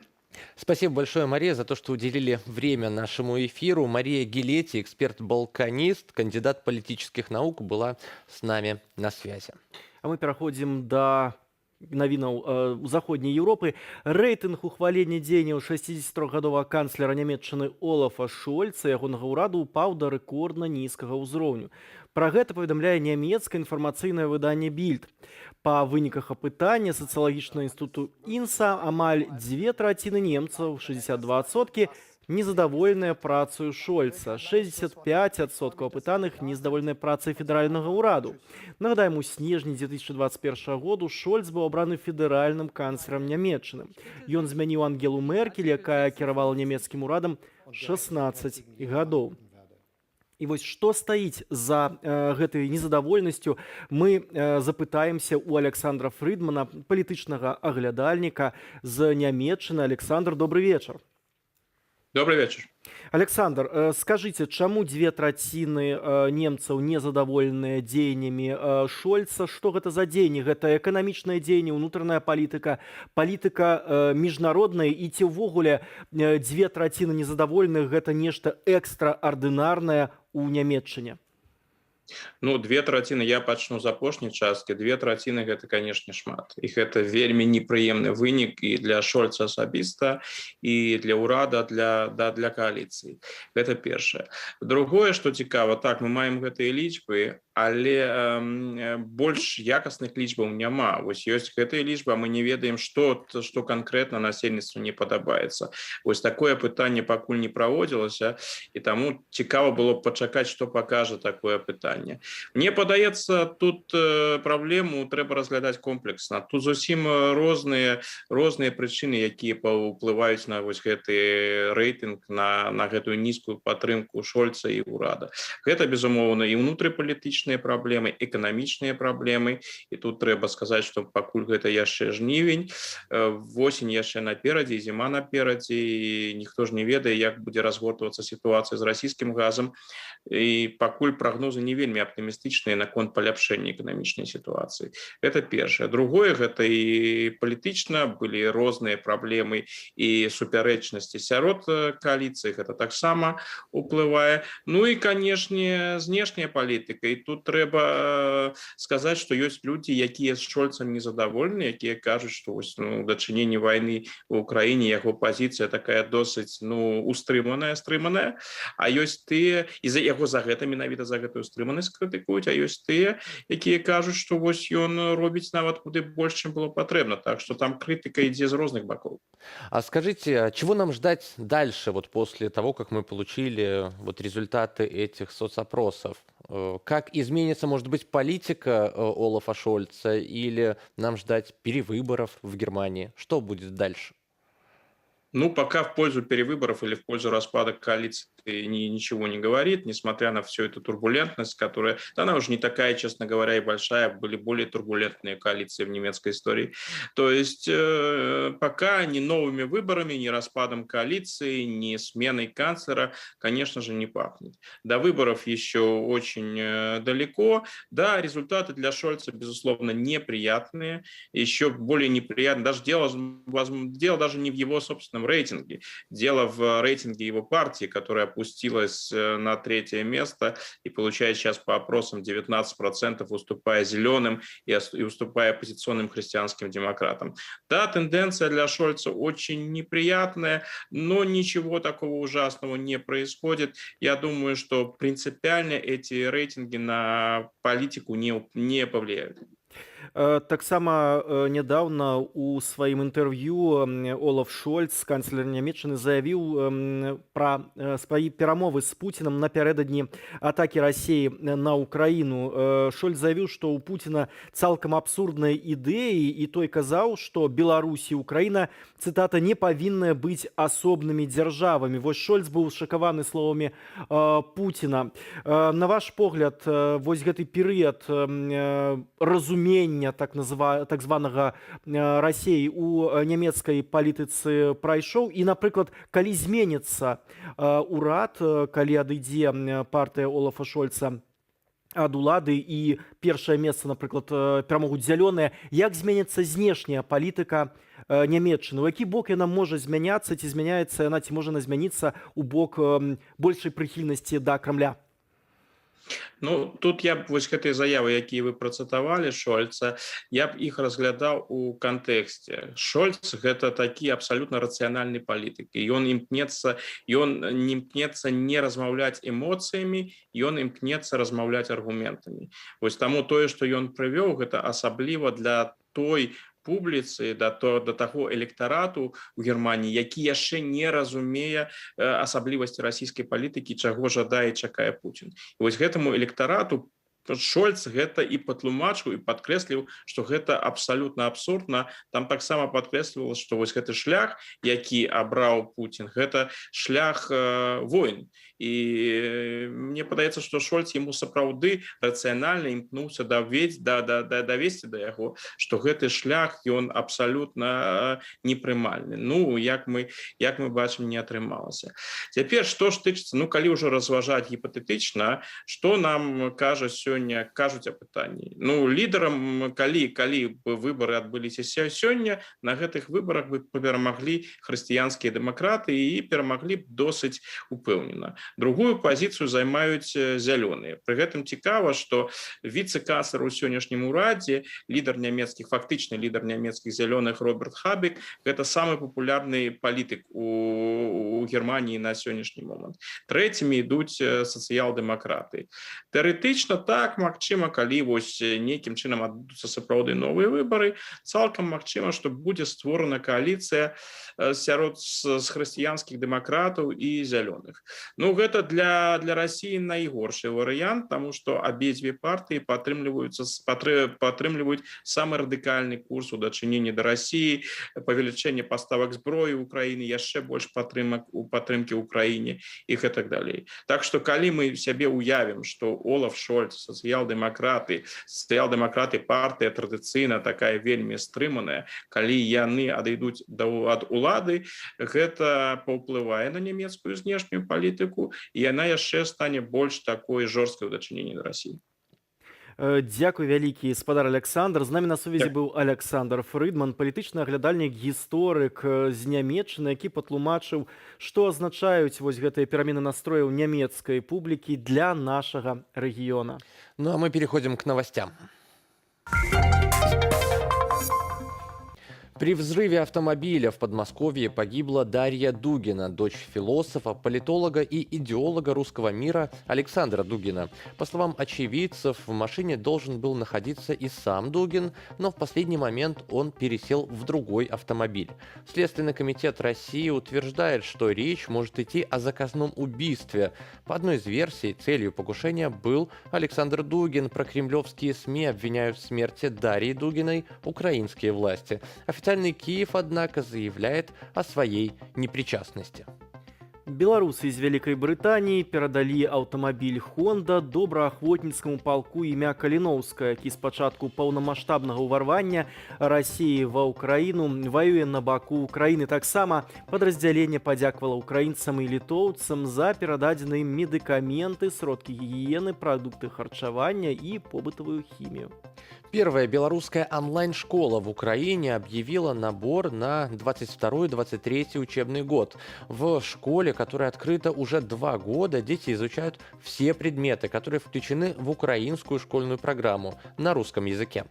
А чтобы, цитата, «сохранить национальную принадлежность и знать свою историю», ученики изучают украинскую, белорусскую и русскую литературы. По окончанию школы учащиеся получают сертификат государственного образца Украины. За время работы школа выдала 13 таких сертификатов. У Беларусі свабодна наведваць лес можна толькі ў Віцебскай вобласці. З прычыны спёкі Міністэрства лясной гаспадаркі абнавіла мапу забаронаў. Абмежаванні дзейнічаюць у 82 раёнах краіны. Поўная забарона абвешчаная у 24 раёнах. На мапе яны вылучаныя чырвоным колерам. Пераважна гэта тэрыторыі Менскай, Гомельскай і Магілёўскай вобласцяў. В город Энергодар, расположенный рядом с Запорожской АЭС, доставили 25 тысяч таблеток иодида калия. О дополнительных мерах безопасности заявил мэр города Дмитрий Орлов. Рекомендации по приему препарата, который защищает щитовидную железу от радиации, распространил также украинский Минздрав. Пресс-служба Энергоатома сообщает, что периодические обстрелы станции российскими войсками повлекли риски нарушения норм радиационной и пожарной безопасности. Улады гораду Нікапаль размешчана праз раку Дняпро. Ад вось згаданай запорожскай атамнай станцыі рыхтуюцца да надзвычайнай сітуацыі. Абстрэлы каля АЭС выклікаюць усё большую занепакоенасць і асцярогу перад ядравай катастрофай. Паводле інфармацыі Reuters, улады гораду рыхтуюцца да найгоршага магчымага сцэнару. У Нікапалі актывізаваная праца аварыйных машынаў радыяцыйнага кантролю, пры дапамозе якіх вызначаецца ўзровень радыяцыі пры падазрэннях на ўцечку. У выпадку ядравай катастрофы ўзровень радыяцыйнага забруджвання будзе залежаць ад маштабу пашкоджанняў на станцыі кірунку ветру. Пра бяспеку жыцця ў горадзе і выхад людзей на вуліцу ў выпадку катастрофы распавёў кіраўнік службы надзвычайных сітуацыяў Нікапалю Максім Касцярко.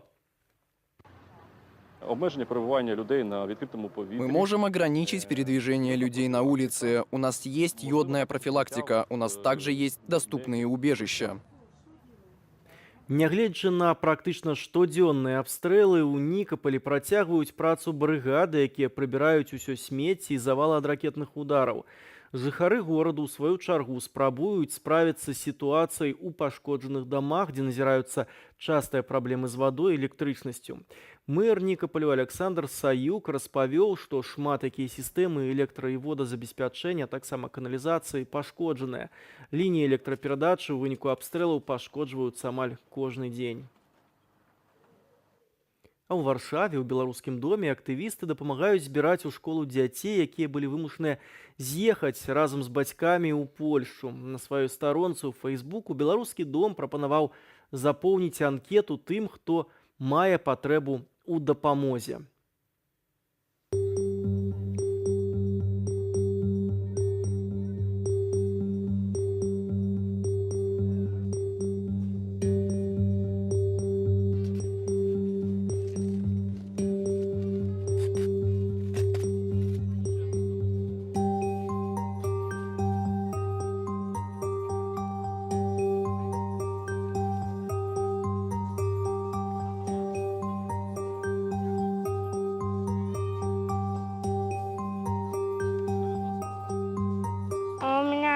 девчачий пенал, много цветной бумаги, пластик, акварель, бумага.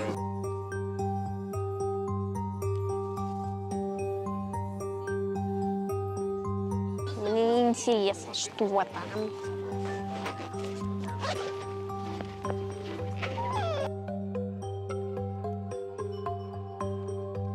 Что? А, ваши.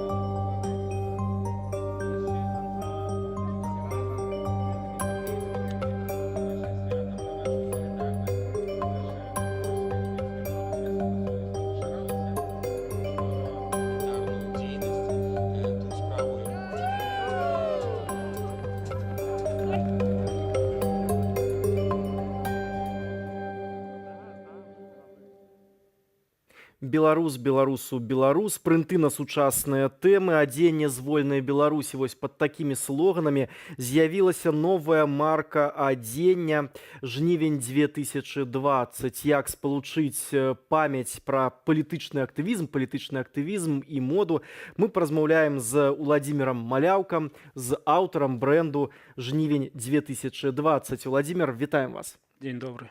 Добрый вечер. Владимир, распавядзіце, калі ласка, што ў вас за бренд, як ён з'явіўся, дзе яго можна набыць? Где его можно набыть? Пока только онлайн, потому что мы такой начинающий бренд, и какой-то физической точки у нас нету. Поэтому можно встречаться нам в Инстаграм и получить маечку, либо шопер. А как он появился, если так вкратце рассказать, то реакция на происходящее в Беларуси. Хочется как-то участвовать в протестной жизни. Не всегда это получается делать активно. Почему бы не использовать творчество, дизайн? Ну и нам кажется, это достаточно интересно и успешно. Как я понимаю, у вас всего 2 человека, которые этим занимаются. Да. Так? А какой ваш вклад вот в создание этих маек, этих шоперов? Вы просто берете где-то вот эти эскизы и наносите их на уже готовые майки, или это что-то больше?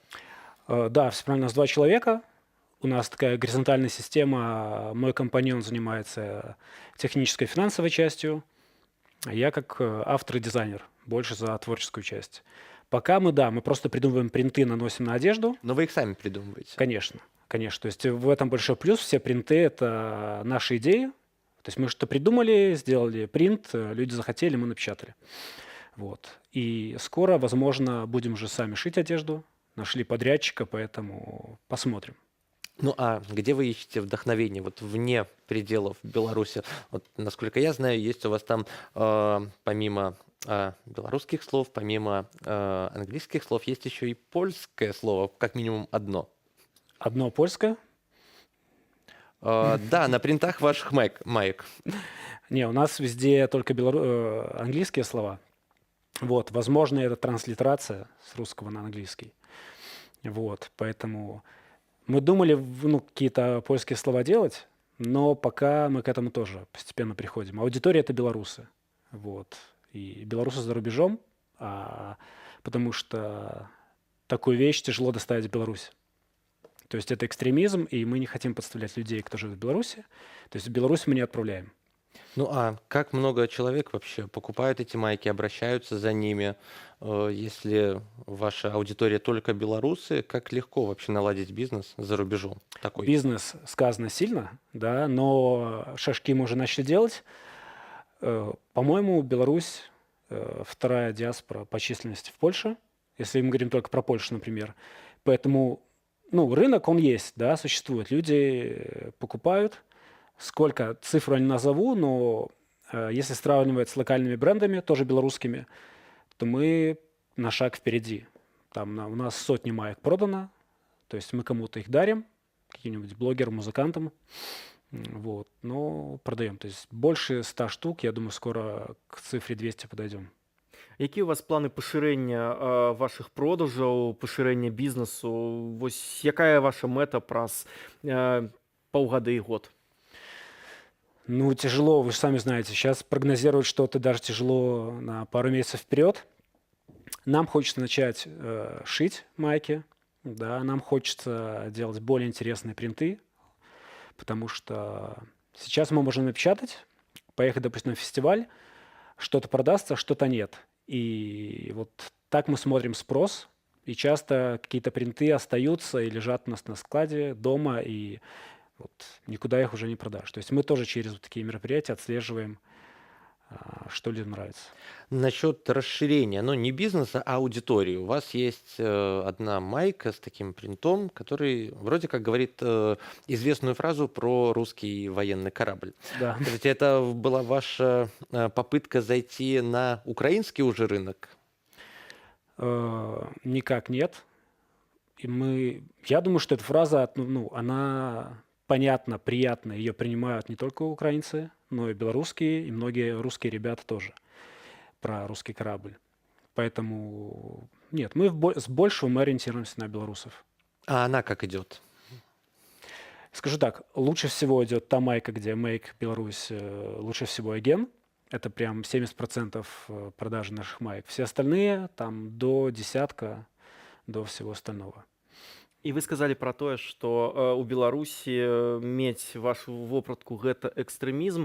Як вы лічыце, ці ўсе вось такія крэатыўныя добрыя хуліганы, у добрым сэнсе этого слова, былі вымушаны з'ехаць з Беларусі, ці у Беларусі засталіся людзі, якія яшчэ думаюць так, як вы, робяць падобна, як вы, вось ці засталіся яны і затаіліся, ці ўсё ж такі засталася пустыня? Ну, имена, фамилии называть не буду. Конечно, есть люди, которые так или иначе на территории Беларуси занимаются арт-протестом. Не знаю, сколько их, и хорошо, что, допустим, я не знаю, и вы не знаете, потому что если мы дадим огласку, эти люди максимально быстро попадут в список экстремизма, либо к ним приедут. Поэтому называть их не будем, но они точно есть. Это какие-то мои знакомые друзья, наверное. Вот. Но не все съехали, это 100%. А ці бачыце вы патэнцыял арт-пратэсту ў Беларусі, ці бачыце вы попыт на арт-пратэст у Беларуси? Я думаю, что арт-протест очень важен, потому что повестки уходят, и белорусская повестка уходит, и, может, даже ушла где-то, да, из медиа. Украинская повестка так само военная уходит. И не всегда можно держать эту повестку только военными событиями, действиями, показывать разрушенные дома, горящие танки, слезы там людей. Поэтому, если можно напомнить как-то через принт на майке, либо картинку в интернете какую-то креативную, почему бы и нет? Вот. Выставки проводятся по всему миру, и белорусские, и украинские, почему бы и нет? А вот насчет названия. Как давно вообще появился ваш бизнес и почему он называется именно «Жнивень 2020»? Потому что все же годы идут, и со временем, наверное, название будет терять свою актуальность. Хороший вопрос. Вообще бренд называется «Жнивень», а 2020 — это приписочка в Инстаграме, потому что тяжело было зарегистрировать просто слово «Жнивень». Вот. Я думаю, что «Жнивень 2020» как событие, оно останется, оно очень долго. В белорусской истории так точно, в мировой посмотрим. И сколько бы лет ни прошло, я думаю, что это будет актуально для белорусов. Я думаю, все помнят Грюнвальдскую битву, все помнят другие известные даты, месяца, года. Поэтому «Жнивень», я думаю, так точно останется и будет наравне с этими датами. Вы казали про то, что вашу вопратку можно купить на фестивалях. Расскажите, калі ласка, на якіх фестивалях у ближайшие месяцы можно будет купить ваши кошельки? Хотел бы этот фестиваль назвать. Мы ждем пока даты. Я думаю, это будет сентябрь, начало октября. Это будет какой-то фестиваль, наверное, белорусской культуры. Вот. Но проще всего заказывать в онлайне. Но если есть офлайн мероприятие, почему бы там не выставиться? Потому что часто людям надо посмотреть, потрогать, примерить. Мы это все понимаем.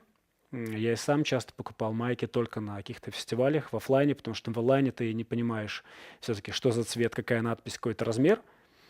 А когда ты приходишь и видишь такой, да, супер. У нас хороший опыт участия в мероприятиях, и вот в Кракове на одном из белорусских пикников продалось у нас рекордное число маек за день, больше 20, поэтому пол Кракова там уже ходит в наших майках.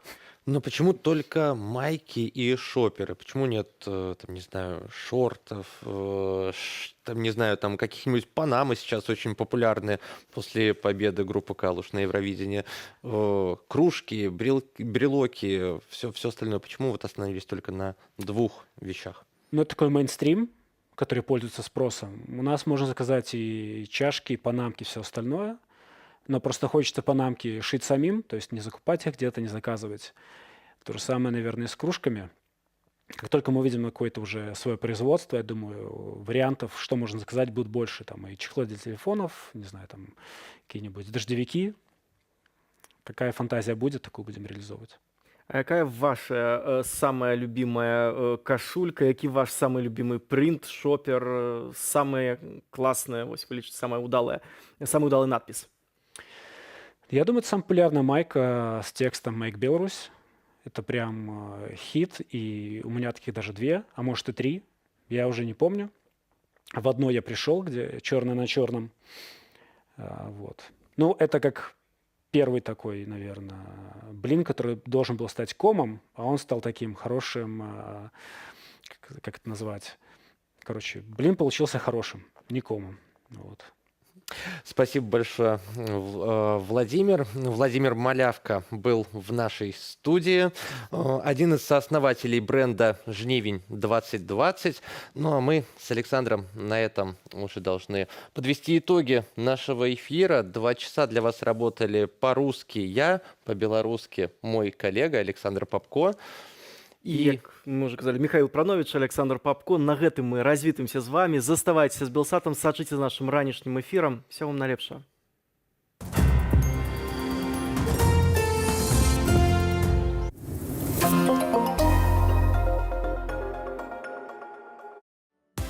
Вакацыі з Белсатам. Глядзіце найлепшыя мастацкія стужкі.